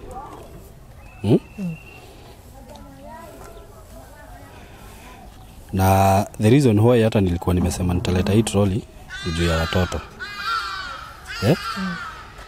Na last time nilisema, lakini sisemi hivyo ni ku-encourage. Watu wanafanyanga vitu mingi juu ya mashida. Si nimekuambia ujifanyie kazi? Ndio. Sasa hii ni trolley. The reason why nimeambia watu wasiwahi kusaidia wakikuona kwa media, sioni reason yote utashindwa kufanya kazi. Waiani? Ni akora mwone kuruta wira? Ndagire mwone kuruta wira itiguo. Nimekuletea hii trolley na nataka Wambogo juu ni rafiki yangu. Nataka unisaidie kununua stock. Thank you. Tumununulie stock ya mayai na smoky. Okay. Aanze kazi. Okay. Hiyo kazi anafanya ya kuzunguka huko kwa media ya kuenda sijui akiomba nini akifanya nini. Usiwahi fanya tena. Siwezi. Okay, niko nafikiria tumshikilie. Nitambaia tule bili za mayai. Tule mbili. Hiyo ni mayai 60. Na nimbaie nimnunulie sausage inakuwaga packed inakuwaga 24. Sijui zina. Ama 22. Tena niongeze mbili. Hiyo ni 44. Haya. So nitule mbili za mayai na paketi mbili za sausage. Hiyo itamfanya aanzie kazi. Itamsaidia kwa kuanzia hii kazi. Kitu ingine anahitaji makaa. Si ndio? Ni makaa, nyanya, pilipili na kitunguu na makaa. Si ndio? Si makaa itahitajika makaa. Ama hiyo ni na nini saa hizi? Jiko. Lazima aweke jiko hapa. Yes, so itatumia makaa, si ndio? So ile kitu tutafanya, bacha tufanye budget. Huyu mama I hope makaa hata kununua hiyo jiko, kitunguu, pilipili na nyanya na dishi mbili za kachumbari na mayai tray gapi? Mayai tray ni na kuna hii nini ya kununua. Lazima unajua mayai ni ya kununua. Sasa kuna kale kakalai kupika zile tatu.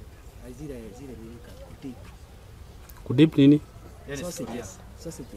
Hii si ya kudip. Hii wanafaa kuwa naziweka hapa. Hii ni kuziweka hapa. Hii haina mambo mingi. Haya. So, kitu anahitaji ni makaa. Jiko. Sausage. Na mayai. Na hata akipata tray 3 za mayai, apate tray nini?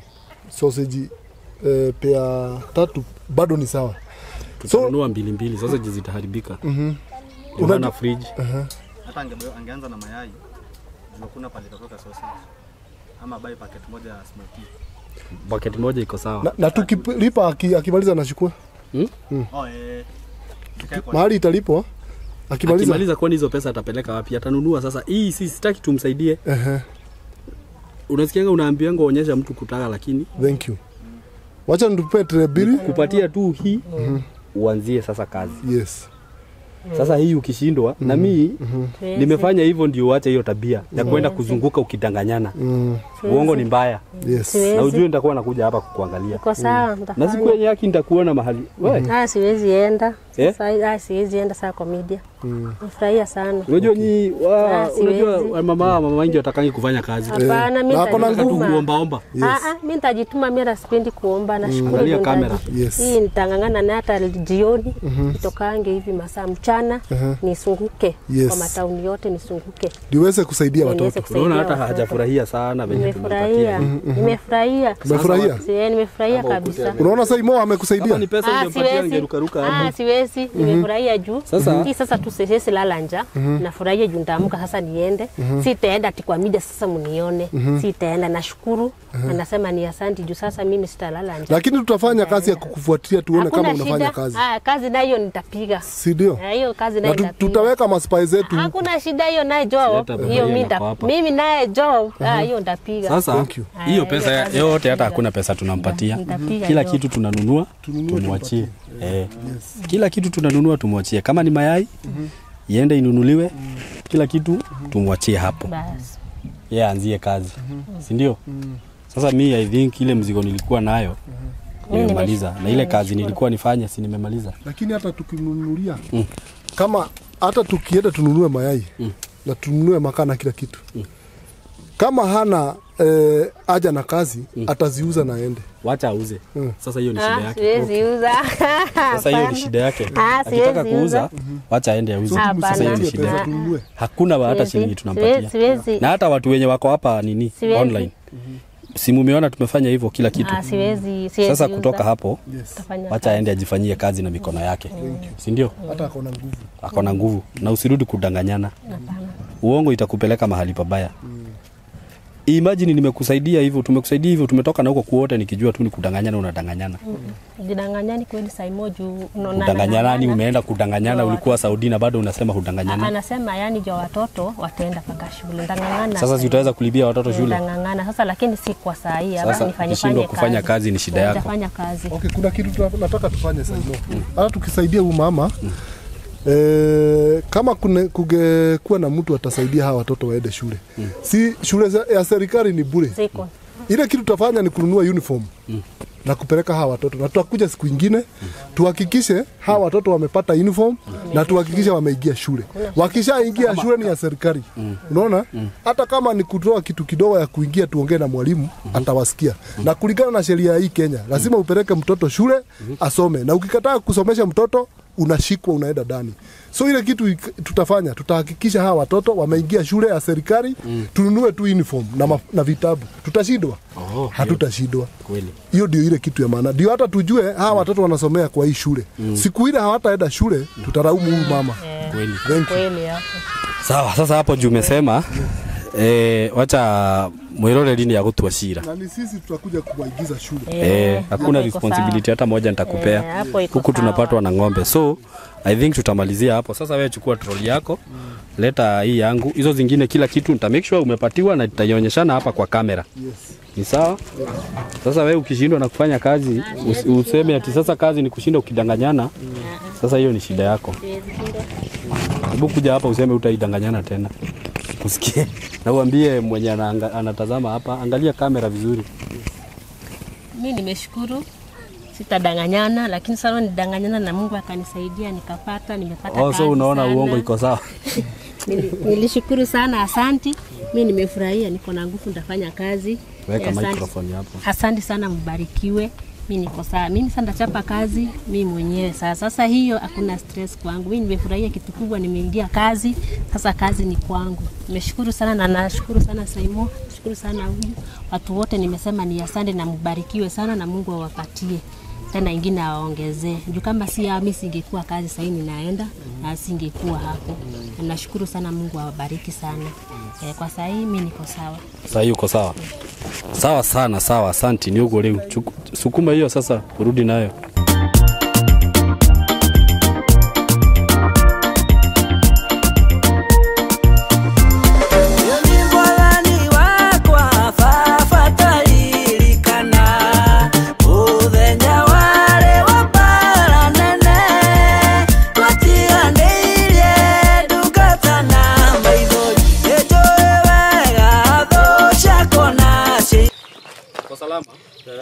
Uko salama?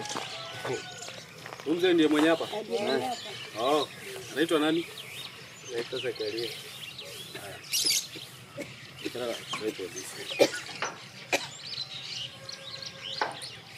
Utaonekana sura ama mtaki kuonekana? Huyo mzee hana shida. Ni sura.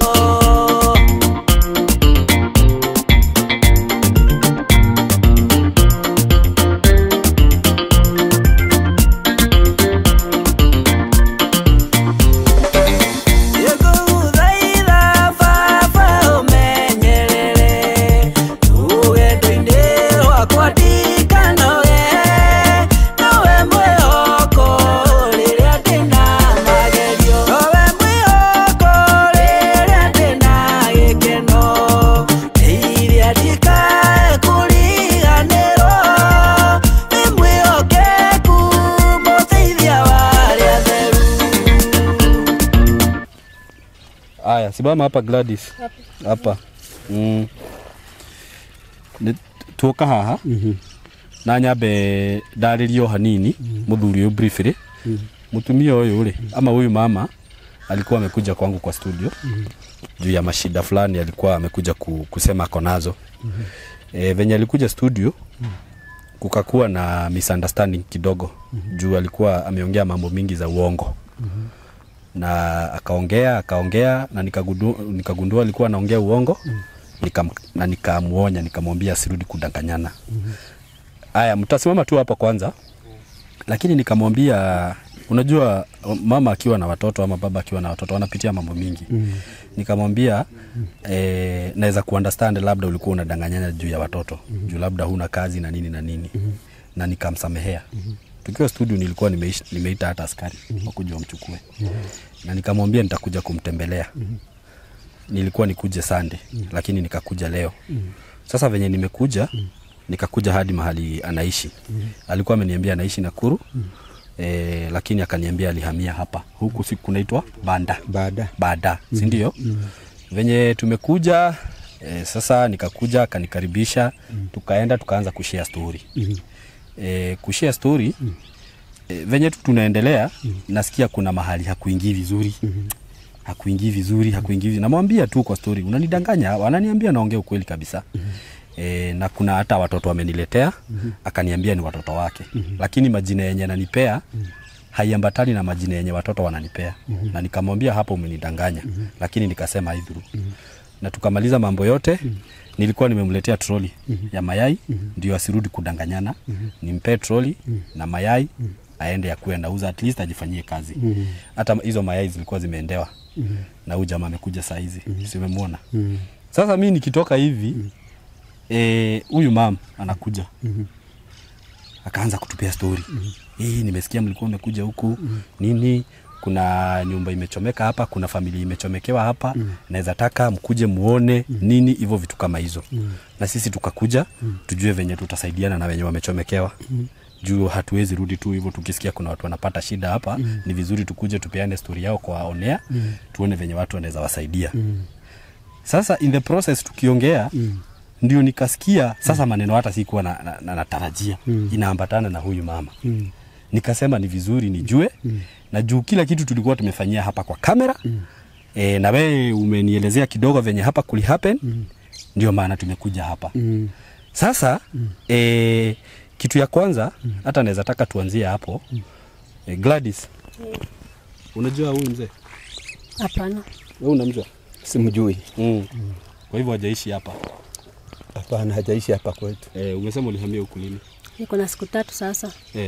Mzee alisikia nikikuja, aliambiwa nimekuja. Okay. Huko nimekaa siku 3. Okay. Hakuna mtu ananifahamu, sijakaa hapa. Unaweza tu kuja hapa mzee, ukiwa tu peke yako hivyo. Kuja nyuma yangu. Kuja hapa nyuma yangu. Alisikia ukikuja hapa, si ndio? Ulisikia ukikuja hapa, karibia tu hapa. Mimi. Yaani alisikia, yeye aliambiwa. Unamjua? Mimi simjui. Unjui? Okay. Sasa si umesikia kila kitu yenye nimeelezea. Sasa tuko na kesi ya huyu mama kwa sababu wewe ndio ulichomekewa. Pole sana kwa hiyo. Nasema pole sana. Asante tena sana. Na kuna maneno tulikuwa nayo na tumepata kutoka kwa huyu mzee na hawa mama. Kuna watoto huyu mama ametuletea hapo. Watoto wawili. Mmoja anaitwa nani?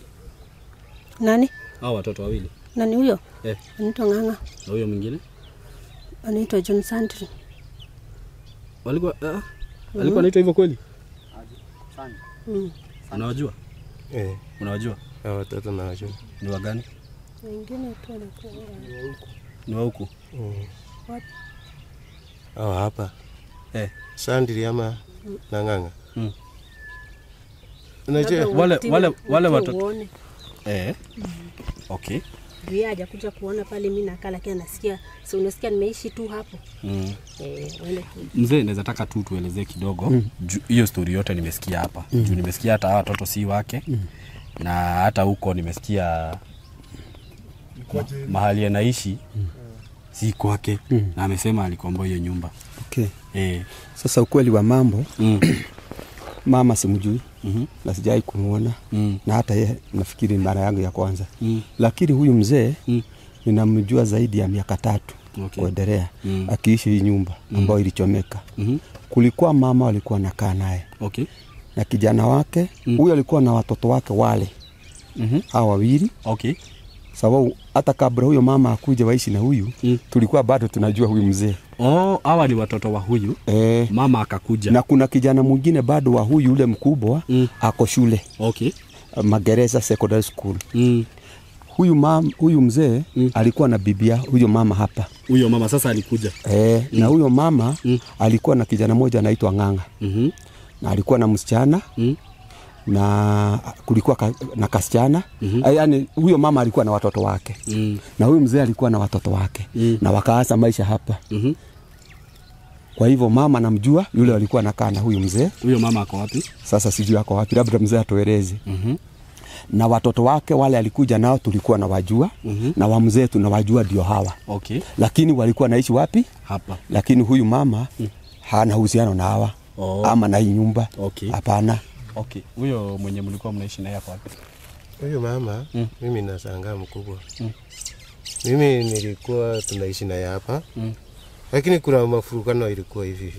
Saizi yako wapi? Sasa ndio nyumba ilichomeka nimwacha hapa. Nilipopigiwa simu kufika hapa, sikumuona mpaka saizi. Na kweli nifika hapa kulia nikumuita hakuitika. Hao watoto wenye mlikuwa mnaishi nao, si wakikuja hapa unaweza wajua saizi? Mimi nawajua hata saizi. Haya. Hao watoto tunaweza wapata? Bogwa. Wale watu walikuwa wanasema ni wake. Situme huyu hakuja nao. Hawatakubali, huyo akienda hawatakubali. Hata walikuwa wameenda saizi venye tumetoka hapo. Wale watu walikuwa hapo. Watakuja, hawana habari. Hata ukuja na wao. Akina Ng'ang'a. Juu nimeambiwa hawa watoto ni wa huyo mama. Wacha waitwe. Ni ukweli ama ni uongo? Sasa mimi sijachukua hawa basi ni wa huyo mama, lakini sasa wacha waitwe uone sura. Simza anajua sura ya watoto. Nasema hawa watoto ni wa nani? Watoto ni wa dada yangu. Ni wa dada yako? Sawa. Si wewe mzee unajua watoto wote wa hapa? Nawajua, nikiona nitawajua. Sawa, ukiona sura utajua. Wale ninajua, wale walikuwa nakaa hapa, mimi nawajua. Juu kwangu ni hapa, ni jirani. Okay. Hata si hapa, watoto wa hii area. Ni wengi, nawajua. Nawajua. Sawa.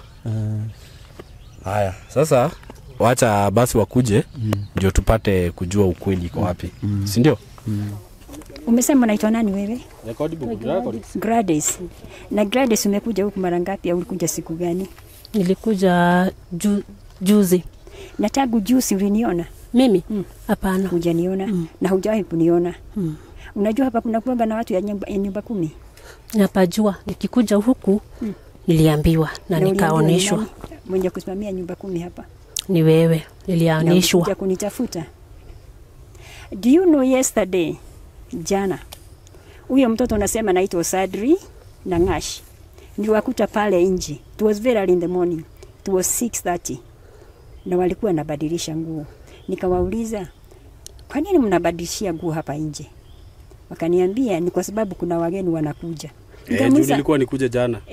Sasa nikamuuliza, "Wageni gani hawa?" "Hapana, kuna wageni." "Na kwani mmekuja kutoa nguo hapa nje?" Ni kwa sababu hatuwezi kutolea kwetu." Na nikamwambia, "Nibu muende huku kwenu." Niko na swali kidogo mama. Niulize.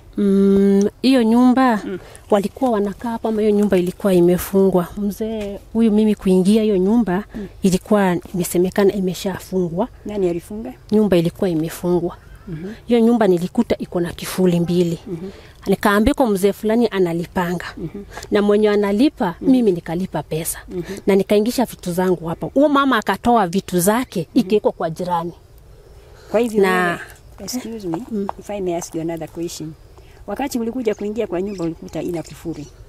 Na nikalipa. Ulilipa nani pesa? Nililipa. Naona hiyo nyumba kubwa ya mawe. Nililipa mwenyewe. Nikalipa mwenyewe. Na akakufungulia nyumba. Akaniambia imefungwa juu ijalipwa. Lakini juu umekuja unataka nyumba, vitu tutatoa vitu. Sawa. Nikaondoa vitu zote. Aliondoa. Nikaeka zake iko nyumba ya mwisho imefungwa, na hata wewe ni mama wa kijiji. Tutaenda tusimame na yeye alikuwa nikimwambia acha niweke hizi vitu za wapi hapo. Nikaziingisha. Iko nyumba ya mwisho yenye kwa hapa kijana mwingine anafanya kazi ya samaki. Kwa sababu sikuwa. Nataka kukuulizaje na huyu Nyanyu na Ngashi, huyo Ng'ang'a na Sandri umesema ni wa dada yako. Ni watoto wa dada yako. Umesema hivyo? Kwa nani? Sadri Nanyu sijasema mimi ati watoto dada yangu huyo Nanyu. Sadri na Ng'ang'a ni watoto wa sister yako. Niko na Ng'ang'a, sijui nasema niko na wao.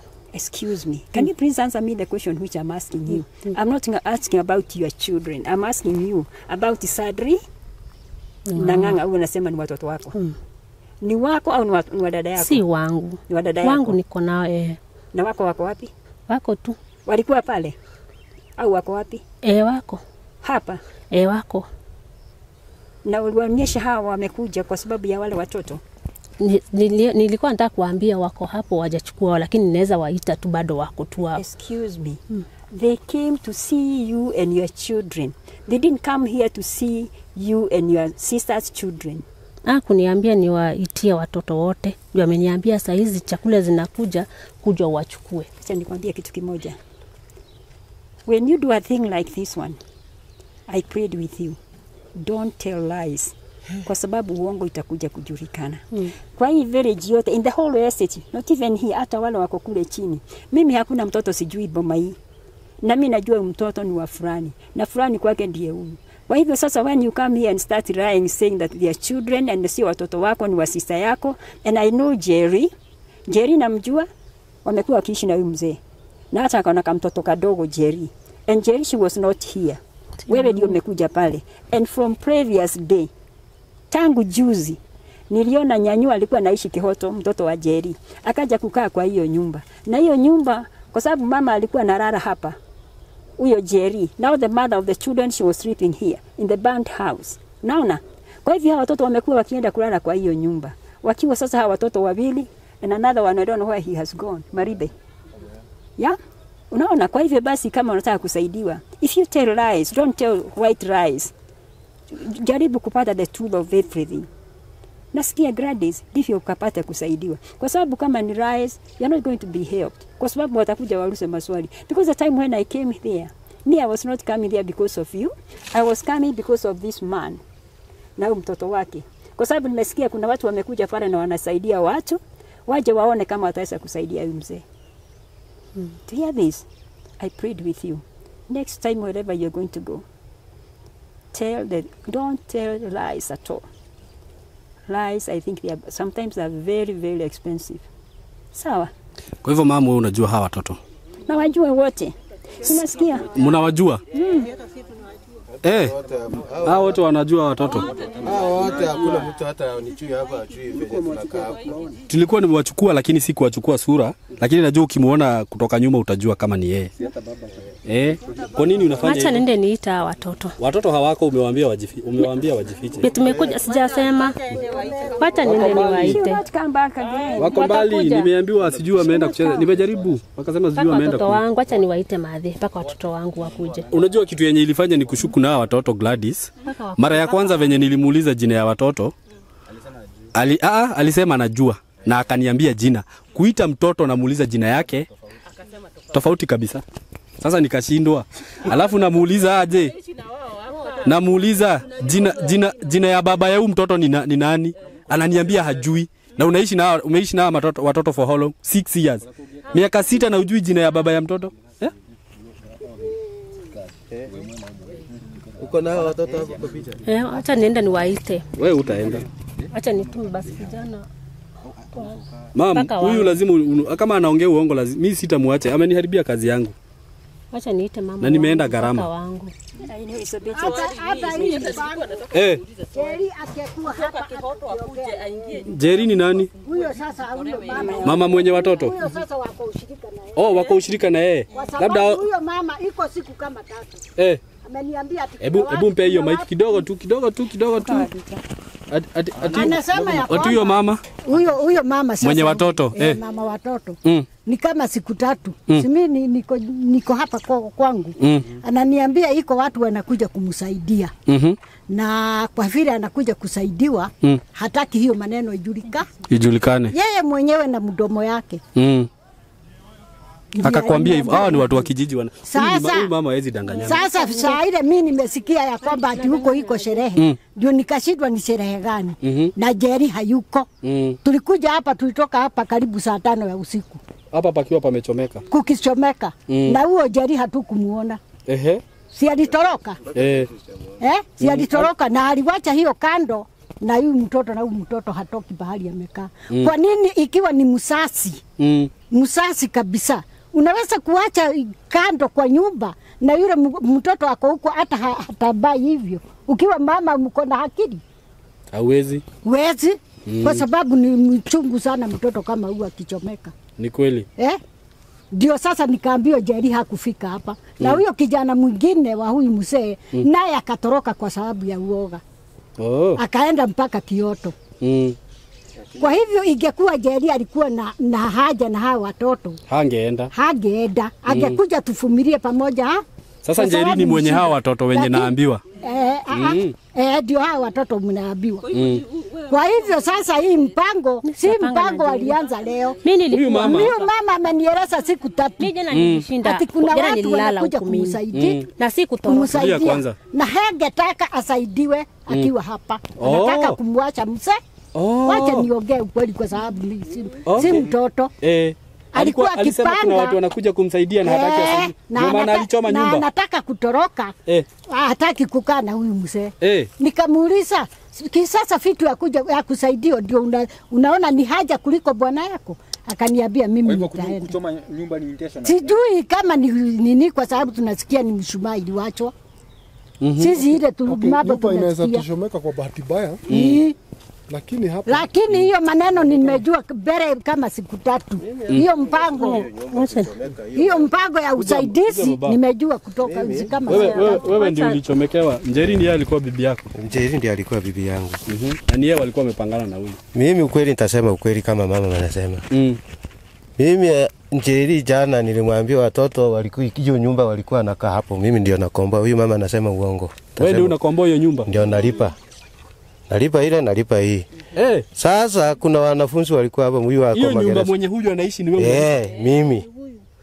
Sasa twende tuone. Hiyo nyumba venye naenda. Hawa ni watu wenye wanaishi hapa. Venye naenda kuna huyu msichana alikuwa hapo na huyo anaitwa Nanywa akaolewa kwa hiyo una mwingine. Nilikuwa na watoto wengine wa vijana wako shule. Nikamwambia nyinyi kaeni huko, wacha nikae na mama hapa. Wanakula hapa, wanaenda kulala kwa hii nyumba. Sasa huyu mtoto mwingine akaenda shule. Niko na vijana huyo Sandiri na Nganga na Maliba. Ni wakora kweli. Hao vijana waendi shule. Sasa ndio nikaambia sasa nikaambia Nganga funga hiyo nyumba, hao watoto wakuja pande ndio waende shule. Mimi ndio nisema nyumba ifungwe. Si pesa ilikosekana. Juu ya watoto waendi shule. Sasa unasikia? Watoto wakachukua bagi juzi wakawaleta mpaka hapa, nikawaacha hapa. Nikawasomea kwa nini muendi shule. Wakaanza kusema fugu hivi. Nikachua ni kwa vile wanalala kando, mimi nalala hapa. Mimi nachifanya uchumani hapo kwa masamba. Sasa kukucha asubuhi nikaambia mama leo watoto waende shule. Kufika hapa akaniambia watoto walimeenda shule.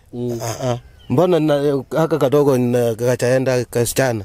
Akasema hawakuenda kwa nini? Na nilisema wachukue vitabu kutoka huko walale hapo wanaamuka unaamusa wanaenda. Kweli tulipitana na mama akaniambia wakati nakasirika akaniambia wacha nikwambie ukweli.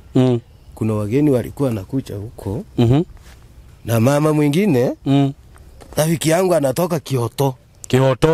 Anakuja mpaka Kyoto. Ametoka Kyoto. Ameniletea maziwa, ameniletea sukari. Ameniletea nisijui nani. Ngamwambia hiyo sukari ndio hiyo napiga maziwa hapa. Sawa mama, uko na rafiki mzuri kama huyo ndio rafiki. Amekukumbuka tumbo. Sawa, sasa yeye mna gani? Kuna watu wanakuja huko kumsaidia. Mimi nitasema ukweli. Mahali yako ako sawa, lakini anataka usaidie. Mahali yako ako sawa. Unamchua. Sasa hiyo kitu anasaidiwa atakusaidia. Mama alisema hata aliniambia nisionekane huko. Kwa nini? Mimi ngashi? Nikamwambia kama watoto hakuenda shule juu ya huyu mama umenikosea. Na huyu mama ako na mimba. Tukienda naye hivi ako juu. Nikaona huyu mama tutapitana. Kama watoto hakuenda shule na hii wiki mzima imefungwa hakuenda shule unanikosea. Nikaamuka ngatoka ukaenda. Nikaenda shughuli zangu. Kweli kufanya hivi nikarudi saa 7 hapa. Kakuta huyu Maliba ananiambia niko njaa. Kaambia kimbilia unga, acha niende sukuma hapa. Kaenda nikaleta. Mimi sikuona huyu mama hata hiyo masiku yote anasema anaishi hapo. Mimi sijaimuona kweli. Anasema alikuja. Wa kwanza. Sasa huyu mama venye alikuja huko. Sasa leo ndio namuona wa kwanza, hata venye mnasimama hapa mimi nafikiri ni kampuni yenu. Huyu mama sasa mimi nikapita. Huyu alikuwa anaishi Kihoto. Yeye anaishi Kihoto. Aliniambia sasa alihamia kutoka Nakuru. Sasa mimi kutoka hapo mimi sikuona huyu mama. Kufika huko wakati nimerudi jioni na hiyo sukuma. Furugano ikatokea.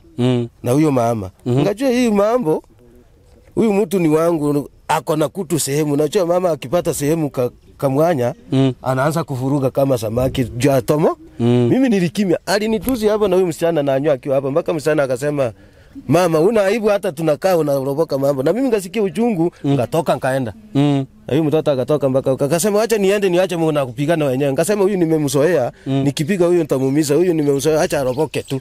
Mimi ngaamuka ukaenda. Kamwambia bora nikute ugali imeiva. Niende kasi. Nkaenda kufika hapo ngakaa hapo kwa mawe hapo. Hapo nyuma na baisikeli. Ngatoka na baisikeli naenda. Kaenda ngakaa hapo ngafikiria ngasema, "Mama, ni mimba nini?" Mambo ya mama ni hivyo. Mzee ngakaa hapo ngafuta sigara karudi. Kamwambia na hasira, "Hii ugali jaiva." Ngakuta kweli jaiva, imeiva kidogo, anaanza kukata sukuma. Sukuma alikata kama kichara. Pua. Ngamwambia halikisa mimi na atukate weke matawe bora tukule, bora ingia kwa tumbo. Tukakula hapo, nikamuuliza, yeye hakukula. Kamuuliza, ndio sasa akakaa. Akasema, ngamuuliza watoto wengine wako wapi? Akaniambia mwingine wako huko, hata Nanyua ako huko. Kamwambia Nanyua akurudi kwake? Akaniambia Nanyua akurudi kwake, wamekosana na bwana yake, amekuja hapo sawa. Sana Nanyua ni nani? Huyu msichana mwenye ako na mtoto. Nimemuona. Kamwambia sasa huyu ameelewa mambo ya ndoa, hata tumwambia akucha akule, hata asipokula bwana yake anakula na analala, akucha akule, asili taisha watarudiana. Sasa hiyo naongea hapo, tukakaa kidogo, nikamwambia kama hakuchi mkatie ugali wenye wanaenda kulala huko ampelekee. Ukweli akamkatia ugali, tukakaa hii mataika tunaongea hapa, mtoto akakucha. Kamuuliza mtoto wangu, umekuja? Karibu. Huko utaenda kwako? Mzee akuja kukose ni nini? Hakunijibu. Na mchonzi tu mama yake asiananiambia. Ukichelewa kuingia kwa nyumba mzee akuja kukose itakuwa aje? Hakuniambia. Akasema hiyo nitakwambia baada. Ambia kula basi, hata nataka ukule, ndio nilikuwa nataka ukule uniambie. Lakini usikatae kukula eti mnakosana na bwana. Naona hata mama yako hapa ananitusi, ndio hiyo alikuwa ananitusi hapa. Nikatoka na wewe ukatoka ukaibika, na ndio hiyo tunakula na yeye tunaongea. Hivyo maisha iko ndoa. Akaenda. Wakakula wakanikaambia sana, akasema Lishani yako katoto kadogo Lishani. Kadogo sasa. Lishani. Kuna kasichana kanaitwa Lishani. Kidogo tu watoto wakakula. Wako katoto kakasema Nanyua amekuja. Nitaenda kulala huko. Kalikuwa kanalala hapa. Kaambia kama unaenda kulala huko, kamwambia sasa Nanyua amekuja, huyo kijana Maliba mwenye tunatuma hapo. Kaambia Maliba sasa kama Nanyua amekuja huko, wewe usiende huko. Huyu mama analala hapa na wewe ulale hapa na huyu nchago. Huyo achifuniki kila kitu, akichifunua ni hivyo. Huku unamfunika blanketi sawa. Kawaacha hapa. Mimi ngatoka nkaenda kazi. Walikuwa wamekula, sukari kwa nyumba, maziwa ilikuwa kwa nyumba, hakuna shida ilikuwa kwa nyumba. Ni hiyo tu furugo tulivurukana ikaisha, nkaenda kazi. Sasa kufika kwa kazi, ilikuwa saa 1:30 kutoka hapo inaenda saa 2. Kufika saa 3 napigiwa simu na Papa Tamasa. Eti kwako si kuzuri. Nikamwambia kwangu kuko sawa. Sijaona shida yoyote, na mulika hivi. Akaniambia hapana, si kwa samba kwa nyumbani, nyumbani moto nyumba inachomea. Nikasima simu hivi nikamwambia, na ulikuwa umeacha watu? Nilikuwa naacha watu. Kutoka huko msituni mzee, nilikuwa natembea sijui ningekuwa na uwezo ningeruka hapa. Nakimbia nasikia siendi, na kasana mpaka kufika hapo kwa kona, tukakutana na chama mwingine. Kaniambia mbona unakimbia nini? Nikamwambia ndugu yangu acha kusema. Nasikia kwangu kumewaka, lakini si hivi. Hata sikumalizia. Akasema tukafuatana naye kufika hapo kweli, nikakuta hao watu wetu wako huko, wengine wako hapa. Wananiambia pole. Waliponiambia pole, Timoto imechomaka kweli, nilikufa. Kaanza kulia kutoka hapo. Nikafika hapo nikaita Ncheri. Ncheri hakuitika, nikaita Maliba. Maliba hakuitika, nikaita Nchagwa. Kweli kijana huyu ndiye aliona napita straight akanisikia hapa. Juu nilikuwa nataka najua huyu amekufia kwa nyumba. Nani huyo? Hao watoto wangu wote. Huyu. Sasa kufika hapo akaniambia acha nikwambie, mtu wenye tulimkuta kwa nyumba ni mtoto mmoja. Na ambapo ni Nchagwa tumemuokoa huko. Nipeleke nimuone. Juna watu wanaweza kukuficha mtu amekufa. Walipo nipeleka kweli kufika kwa sosa kanituliza ngasa. Hai nipate mpaka nimuone. Kanipeleka nikaona huyo nikasema asante Yesu. Oh, sasa okay, unaweza mleta hapa? Na mleta hata aongei. Aongei. Ni vyenye namuona hivyo ni hivyo. Tutamchukulia niko mwe. Aongei ni vyenye namuona hivyo. Sasa walitoroka wakaacha huyu. Wakatoroka kumbe wakati nilienda, mama akaenda shughuli zake na huyu mtu kijana akaenda. Na uko sure hiyo nyumba ilijichoma tu hivyo ama ni hiyo nyumba mimi sasa ni kando ilichoma? Ni kando niliacha kwa katuro hapa hivi. Sasa kalikuwa hapa hivi. Oi ni unakona. Sasa huyu ndio nilikuwa nalilia. Nilipomuona huyu nisema asante. Walikuwa wamemwacha tu kwa nyumba. Huyu angewaka hivyo hata wezi hata mvua ikinyesha anakaa hapo. Usipomtoa ni hivyo. Yaani kuchikunja tu hata mambo ikimwangukia ni hivyo. Mshoke tu dakanoge muno. Sasa huyu ndio nilikuwa nalilia kuita huyu njeri. Hakitiki Mariba haitiki. Baka huyu kichana ya huyu mama Mariba huyu anaitwa Nchagwa. Sasa ndio nikaenda mpaka kuona huyu kweli niliritika. Sasa kulitika ngaanza kutafuta Mariba na huyu mtoto mwingine nikauliza. Kale katoto kadogo kalikuwa kamerara. Nikaacha nimekaweka hapa. Hao watu wananitanganya huyu mtu amekufa ameenda ama mna gani? Kaanza kutafuta hapa kitu sioni ya dalili yote. Kaenda mpaka huko kupeleleza nikaambia ukweli mama Nanyu alionekana kwa tuka masaa fulani akiingia kwa geti fulani. Sasa alipoingia kwa hiyo geti hakutoka kwa hiyo geti wakati moto iliwaka akasikia nduru. Ndio alitoka kwa hiyo geti kufika hapo akasituka akaruti akachisunda sehemu ako sehemu. Ngamwambia sasa kama anachisunda hapo anaibika kwa nini? Mimi nilisema hivyo. Ngatoka nikaenda kanua kileto nikapigia watu wetu nikaelezea vyenye iko. Kila mtu nikamuuliza vyenye inaikuwa. Ngatulia. Kweli sikuruti kwa samba nikakaa kwa nyumba hapo sikulala. Ulikaa kwa nyumba gani? Mahali huyu mama aliweka huyu mtoto kwa. Nikakaa hapo nikanyorosa miguu nikalala. Nikafikiria Mariba sichamuona. Mama sichamuona na mtoto. Ama alienda usiku nikaruti asubuhi tena usiku nikaenda huko. Mahali Nanyu nalala nikabisha huti. Huko? Pande ile. Wapi huko? Kwa hapo kwa ngazi hapo. Huko huyu anasema ni kwake. Nikaenda nikabisha. Karibia. Nikamuuliza mama. Huko mahali huyu anasema ni kwake. Ulimpata huko asubuhi? Hakukuwekwa hata ulikuwa usiku. Nikauliza ilikuwa saa 7:30. Nikauliza Nanyu, mama amekuja? Mariba alikuja? Ai. Tena hasira fungeni mlale tu. Ngambia uchaona baba, ngambia mimi sijaona lakini laleni yote imeisha. Tutawapata lakini kama mnasema wakuchomeka, wameogopa wametoro, tutaonana asubuhi. Karuti nikaenda ngakaa mpaka asubuhi. Sasa ndio mimi nikaambia mama kijiji, nikaambia Zozo, kanielezea, nikaenda nikachuliza watu wanafanyia kazi. Kaambia ni mabata sita hivi na hivi, hata nilikuja na mama kijiji nikamwambia wacha nivuke niende mpaka polisi. Ndio niruti, nikuja tu tuongee. Sasa kufika huko barua ndio hii. Andikiwa kila kitu. Katoka. Ni barua kitambulisho yote na vitu vingine hivi. Hakuna kitu hapo mpaka certificate ya watoto, hakuna kitu. Sasa mbona unadanganyana na watoto wenyewe? Sasa mimi ndio kutoka nikakuja kuchukua hiyo masekete nipeleke. Wangu bado wako. Nipeleke wa? Hao watoto wawili umesema anaitwa Nganga ni wako? Sasa ni sister yako? Watakuja hapa. Watakuja kwa mpaka hiyo sisemi yenye nasemekana ni yake, mimi nililipa hiyo nyumba na nikaingia. Kwa hivyo kama ilikuwa yako, mimi sina. Yenye aliandikisha jana. Hii ni ombi. Tutaenda hadi kwa mwenye ulilipa. Hii ni jana yenye nyumba ilichomeka lakini waliniandikia leo. Kwa nini ulifunguliwa hiyo nyumba na mwenye plot nyumba ya wenyewe mtoe vitu za wenyewe kama mwenyewe hayuko? Mimi analipa nyumba. Mimi sasa usinichukulie makosa. Mimi niliuliza nyumba na mwenyewe akasema halipo. Jo nasema utaonekana. Muulize tu. Jo nasema mwenyewe si hako. Ako. Ngasha ako. Si haitwe tu. Juu mimi hapo sina makosa. Wacha apigiwe simu akuje. Hapo mimi sina makosa. Uko na namba yake?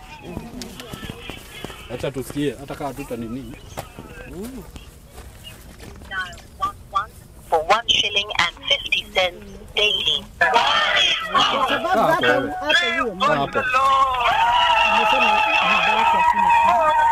Vijana waliuza masufuria yote. Amekataa nichukue namna gani?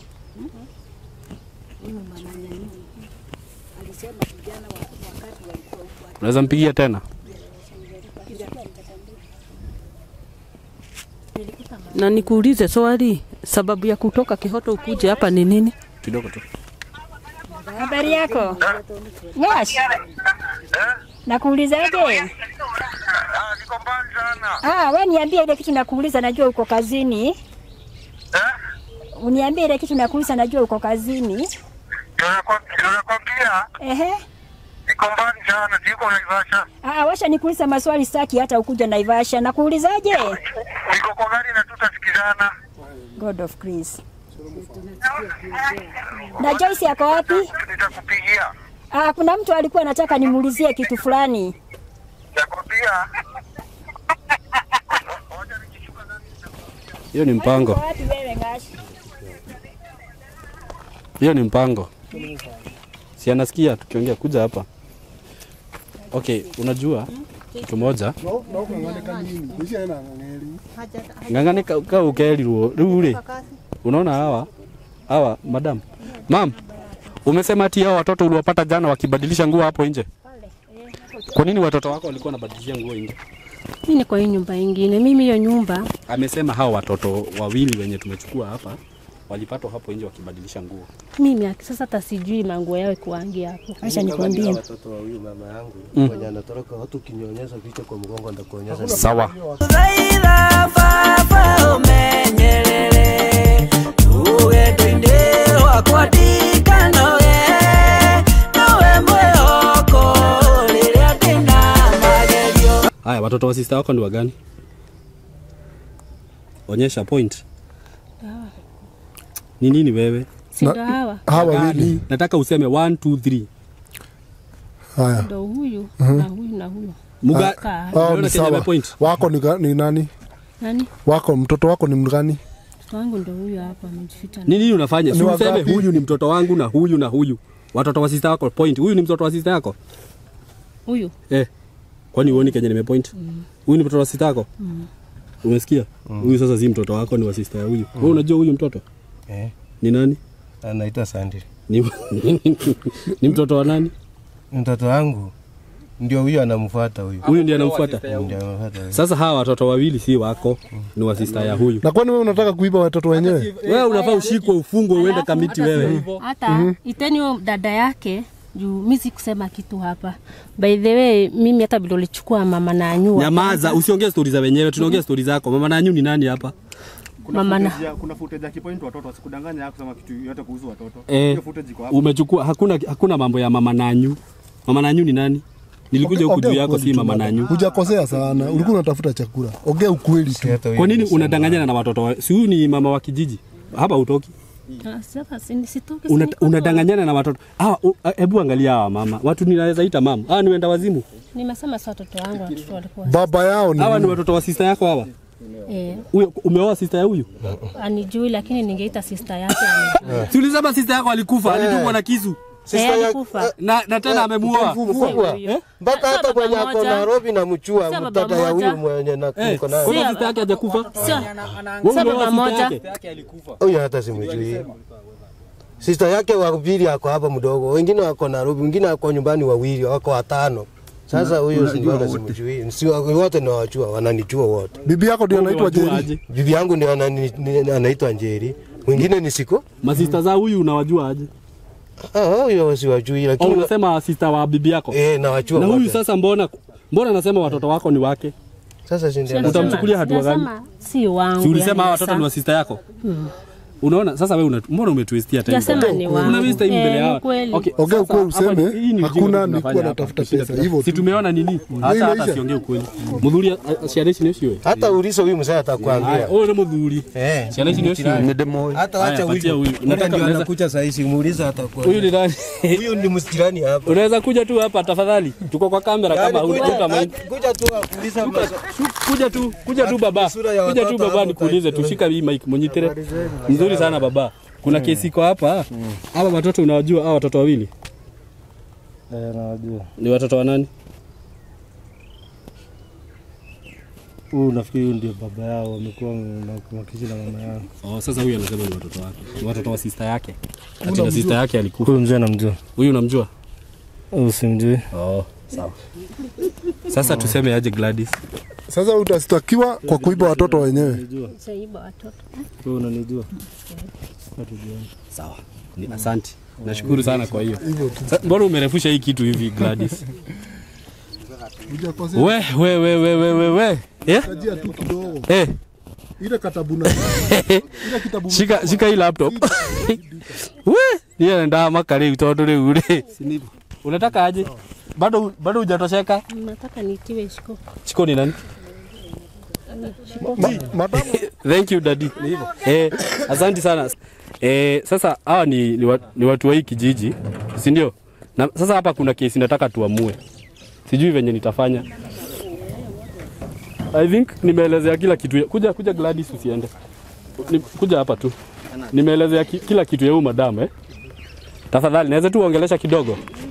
Si nimewaelezea kesi yote ya huyu mama. Na nilikuwa nimetoka Nairobi juu yake. Na sasa simuona venye kumeenda. Si ndio? Sasa hapa sijui nitafanya aje. Huyu mzee watoto wake wametumika hapa na kila mtu ameona hiyo evidence, si ndio? Na amechomekewa. Sasa sijui kama hizi vitu zangu nitaachia huyu muongo ama niachie huyu mzee asukume maisha nazo. Mnaona aje? Kuja kaa hapa usiende Gladys. Usiende. Nataka uonwe na kamera. Mnaona aje? Ndigagetwe cira takiria ni muri gweko yo. Cira ucio mukwenda tutu atia riu ma. Tondu rani ni ndarigwo. Mukwenda tunengera uria wina thina ii. Kana tunengera uria kureheirwo. Shikoroka ogwetereire. Shikono. Oh, ni mwale wa nyina na? Oh, guga ni mwale wa nyina no uyu. Oh. Okay. Aki ucio ndakire na bata muno. Guga ni mwale wa nyina no uyu. Mukuga atia? Mam, ukwenda atia? Mukwenda ateithio. Ihe uria wina thina ii. Urora utahenania. Kana mukuga atia? Ni hega uguo. Kenegera maitu gaka. Mam, maheto iguo na akora matikuonani. Ugai. Mukwenda atia? Ihe oyo wina thina. Othe mena thina. Othe mena thina.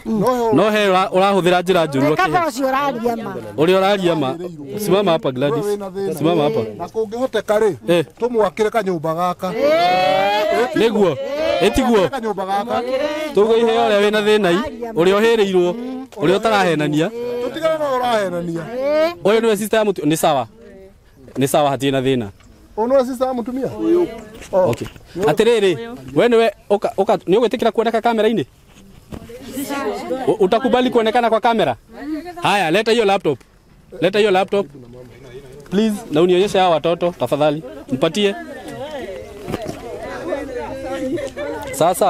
Sasa unaitwa nani?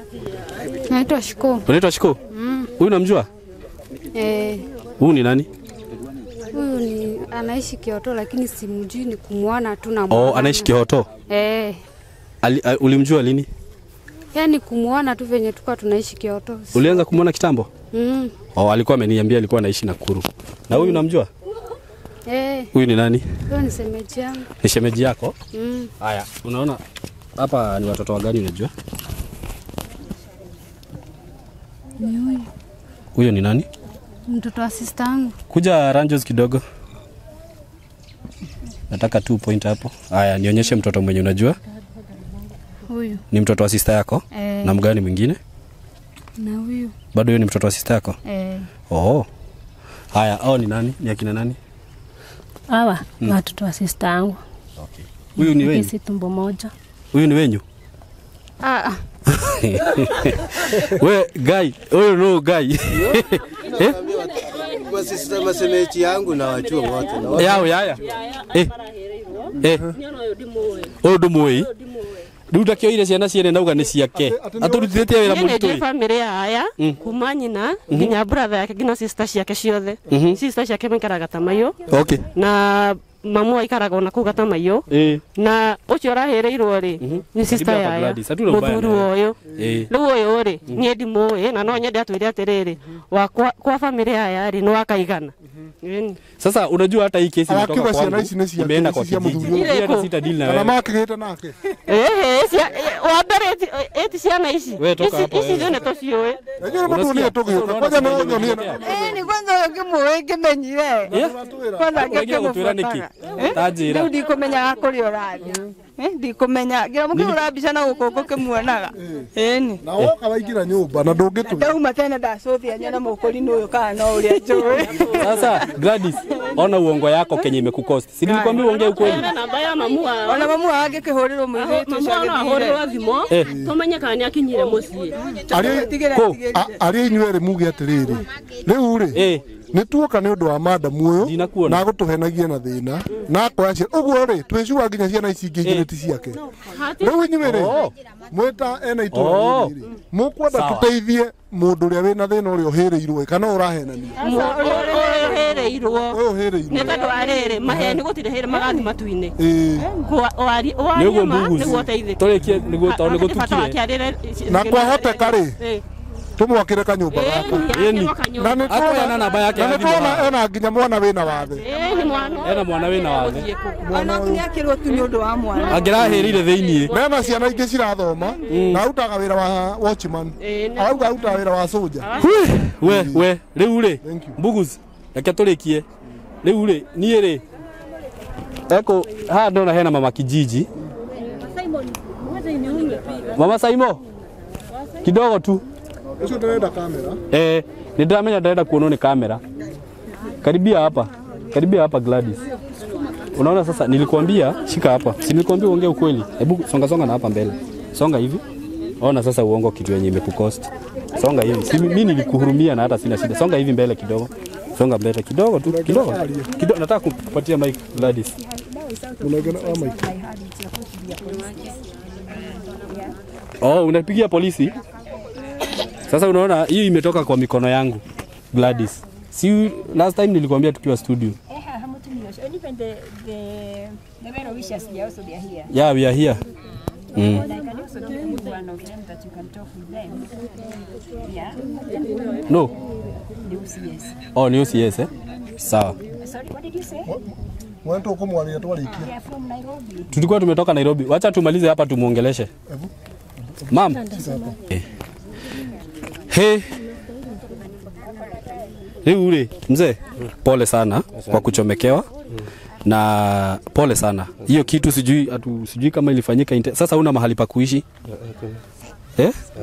Watoto wanaishi tu nje huko. Sasa mnalala kwa wenyewe? Sasa usiku mama alinipatia kanyumba huko, ndio akawekwa, ndio anakaa hapo. Okay. Lakini huyu bibi mwingine huko nyumba yake iko free. Okay. Indo ici mwajira atia negera muthuri uyu. Sasa wacha tufanye hivi bro. Hizi vitu Gladys, uongo yako ndio imekukosa sasa. Nilikwambia uongee ukweli usaidike. Sasa hizi vitu Asha nakende munegere. Hapa kuna jiko, kuna mayai tray 3 na kuna nyanya na vitunguu na kuna makaa. Kuna chopping board. Kila kitu iko hapa. Hadi hizi dishes. Si unaziona? Sasa I think unaweza anza from nini? Na nitakuongezea smokies. Ni sawa? Sasa utaenda kwa super. Juu smokies tumeona tukinunua saizi zinaweza haribika. Uende super. Nitalipa smokies. Packet kama 3. Mayai ukimaliza niambie nitakuongezea zingine tray 2. Kwanza usimame, si ndio? Sasa hizi I think ukiwa na hizi at least you can start from somewhere. Na hii ni jiko. Na hicho. Sasa Gladys yoka diriketie nawe. Mam. Riu ri andwa mundu uyu ri ni arokire gwakwa uka Gladys. Ni arokire gwakwa na arathukiria kiria. Agathukia wira uria ndutaga ni undu wa kuhenania. Na niĩ no none muone kumutwira cira. No to ni njui mwe guku ri. Juu hata sasa kuchukua watoto wenyewe uende udanganyane nayo. Na hivyo ti undu very serious. Etiguo kuoya ciana ciene na agakorwo arahuthira ibande ciene. Mama Saimo, we niwe ngutigira mutumia uyu. Na haria hangi ukwenda tuteithanie unjire. Etiguo tondu riu ni na ithidi gugicoka Nairobi. Udeal nake ta kiwatho. Offenses ciake icio ekite kuoya ciana ciene muthuri uyu ndio akuga ati ciana ciene gukorwo cigikwo uguo no riu ni ngwendo ndili nake ke watho kumania na hau wita mutumia wa kiria uri roraga guku. No, you know what I have done? Me, I have reported this case because I have called the OCS, and he has referred me to another officer whom I was talking to when you were calling me. Okay. And they would like to talk with you because now when it comes to the situation how it is, this is very serious. We don't know what is going to happen because I heard you earlier on saying that even she had had some other people's IDs. The time when she came to you, she was with the pretext of being a Muslim and all these things. Above all, now it has gone to an extreme. Now she has brought you people from Nairobi, coming to stay in someone's house, taking other people's children, pretending to be her children, and we don't know what she can do after that. And I think now, as I have just said earlier on, it's out of my control. It's supposed to be with the police, and also the officer I was talking to. He said that he wants to talk with you. No problem. Yeah. Tumalize hapa. Alafu niongee na yeye. Ndio. So Gladys literally this time sitakusamehea. Niguo ikoro ikue funzo kwako na wale wengine wanafanya tabia kama hiyo. Na unajua hii video itafikia watu wengi. Watu wenye mnaendaga kwa media kufanya hiyo kazi. Actually alikuwa ameenda kwa media nyingine na kusema alikuwa ameenda Qatar kufanya kazi huko. Saudi Arabia. Saa hizi nimemuitisha passport hana. Unaona? Na akaniambia ilikuwa ni uongo. Si ni ukweli? Si ni ukweli? Nilikuona nikakwambia uongee ukweli. Sasa imekukost hii kitu yote. Sawa? Sasa hii imetoka out of my hand. But naweza taka ikuwe funzo kwako na wale wengine. Before mtu akuja kwa media, by the way kwanza unakuja kwangu. Nigundue tu hivi ni kunidanganya unanidanganya. Tutakuchukulia hatua wewe. Na haitakuwa easy. The reason why nimefollow hii story hadi hapa, initially nilijua Gladys amenidanganya. Na hata jana venye nilipigiwa simu nikaambiwa ati amehama kutoka Nakuru. Imagine tumeachana na yeye on, was it on? Hata sio one day. On Monday. Was it on Monday? On Tuesday. Tuliachana na yeye Thursday. The following day ati amehama kutoka Nakuru, amekuja Naivasha. Nikajua hiyo ni uongo. Nikasema nitahakikisha nimekuja huku na nifuatilie hii story yote. Una get? Lakini finally umepatikana Gladys. So ni warning na wapea. Andu arĩa othe mwĩroragira platform ino toni njui ni muthikagiriria na ni muigua agikuyu. Mundu wothe uri huragira thimu. Agikorwo fiu ni uramenya. Kaundu karia uroka kwaria guku gwa Saimo ni ukora to urenda kuhuthira. Nitugutwarana. Huyu madam zile form amesign kwangu hata nikazipost tu hapa mzisome ni kurisk tu na risk because these are very serious offense. Nago kaka hea na ID fake na ki. So anyway, ndiguthie muno tukire guku tene by the umuthe tinaruta wira ongi. Nderirie muthuri etago wa mbugu aterire wira. Mundu gwetwo DJ Ranjos nikwenda kuonekana. DJ Ranjos ndio mamwe muno. Ni arejire rasta nikio mutaramumenya. Watu wanamjua. Aliacha kwenda shughuli zake. Producer wangu wako hapo angekuwa na vitu anafanya studio. Tuoka na gari zigano na hau twekera maguta. No tutigo kiuria ni undu wondo ucio.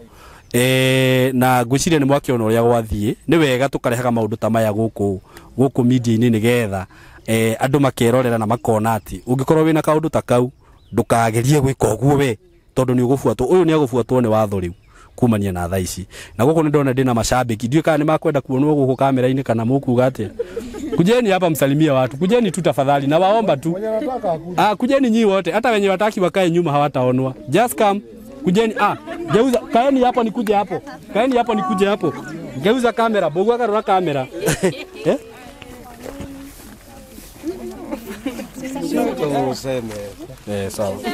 sawa sasa hawa ndio nyinyi wote okay mama utaki salimia tu watu wakujue huu ndiye mama wa kijiji salimia watu ukai goko thutha mugeithia ndoguo geithia ndoha nini on behalf. Hi everybody, on behalf of Banda Estate residents and the well wishers who has become here to give a hand to whoever is unfortunate. We thank you so much and I say hi to everybody. How are you? Hi. Are you all right? Shalom. Praise Jesus. Glory be to God in the highest. Tunashukuru sana. I don't know the well wishers who have come from Nairobi. May God bless you so much for the great and wonderful thing you are doing to the other people. Thank you so and much. Also we pray that you are going to continue and give more and more help from well wishers. Thank you so God much. bless you so much. Wacha tusalimie na ujenzi mmoja na yeye. Salimia watu. Kwani mnapotea? Salimia tu watu kuambia hi. Hi. Naitwa Rusi. Nakaa Banda. Huku ndio nyumbani. Na watu wa Banda waambie wa subscribe, si ndio? Subscribe. Haya, inyuothe mwiha tondu sorry. Tu say okay. Etiguo. Inyuothe mwiha tondu nigu ni mwakireho kamera-ini ri. Uhoro wa mutumia uyu fiu ni muona ta ni wama.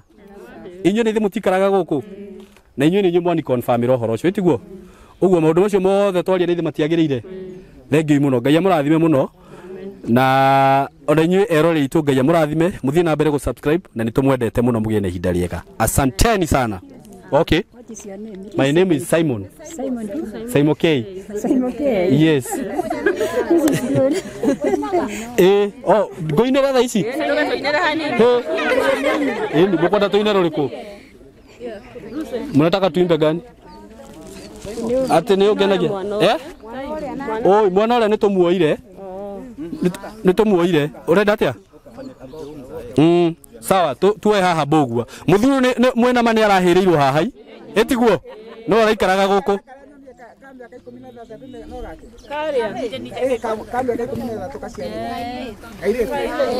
Sawa, oka ha bogua haha. Twana ye. Haya, muthuri uyu ri eroreria kwa kuja bro. Huyu mzae ni alichomekewa hapa na hii nyumba na akona watoto, amechomekewa. Huyu msichana ni wake na nimesikia ako 16 years na akona mtoto. Huyu ni kijana wake na akona yule kijana mwingine mwenye hataweza. Mlimuona hapa akikuja hapa mwenye angechomekea kwa nyumba. Kindly na waomba tu kwa unyenyekevu na kuna haka kasichana. So hii familia saa hizi haina mahali pa kuishi. Na huyu mzee watoto wake ndio walikuwa wanatumika na njia mbaya na Gladys kutafuta pesa. So kindly na waomba tu mundu wothe wi hau ama mtu yote mwenye natuangalia, mtu yote mwenye natutazama, kindly kama unaweza kuwa maybe na nyumba unaweza wapea huku Naivasha, kama unaweza wakombolea nyumba, hata kama hapa ni kununua umenunua. Nakomboa. Ni kukomboa tu. Njia yote tu yenye unaweza wasaidia nayo. Nataka pia ni namba ya simu hapa. Watoto wako shule. Watoto wako shule, sasa unaona kila kitu imechomeka, uniform imechomeka, nguo hawana, kitu yote, yani hakuna kitu wako nayo. Certificate yote mpaka kitambulisho sina eni kabisa. Kitu yenye yani venye tunaweza wasaidia, nataka apeane namba yake ya simu.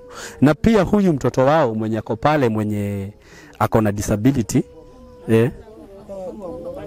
hata mwenye ako kwa mgongo? Anaendaga therapy. Kwa nini? Akona shida ya spine. Pole sana. Sasa watazamaji wangu, watu ndio wanataka usaidizi yetu, watu kama hawa. Surely na najua mnaona nimekuja huku, watu wa kijiji wameconfirm kila kitu. So hapa hakuna kitu tunaongea ya uongo. This is pure truth. So nataka tu pia ni namba yao ya simu hapa. Kama uko hapo, kama unaweza kuwa na 50, 100, 1000, 100,000, yenye tu unaweza kuwa nao, wasaidie venye utaweza. Peana namba yako ya simu. 07 48 03 38 46. Rudia tena. 07 48 03 38 46. Majina unaitwa? Zakaria Wambura Mariba. Zakaria Wambura Mariba. Mungu akukumbuke sana bro. Amen. Chukua hizo vitu uende uanze kazi. At least watoto wasilale njaa, si ndio?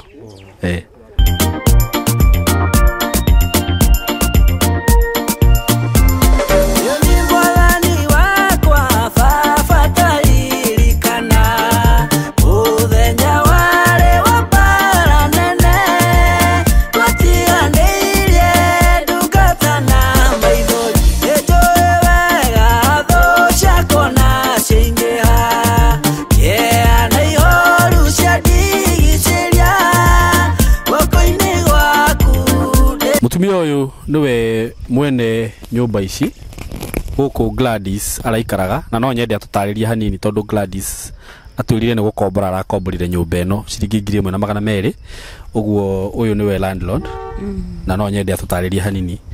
Karibu sana. Gladys ni umwe? Gladys ararehirwo ni mutumia wa mwene nyumba iyo uri ni ngomborithitie.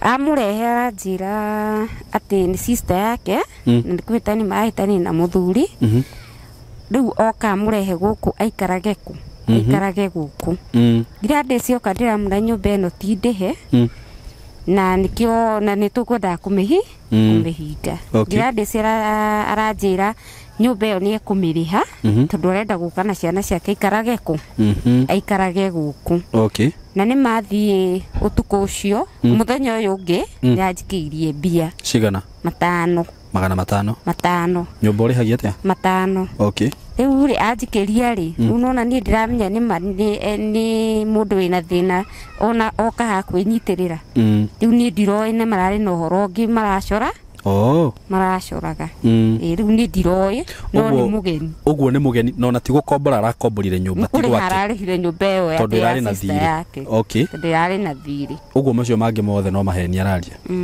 thank you muno witagwo atia witagwo Joyce Wanja thank you muno ndakena ngwenda go confirmation iyo asanti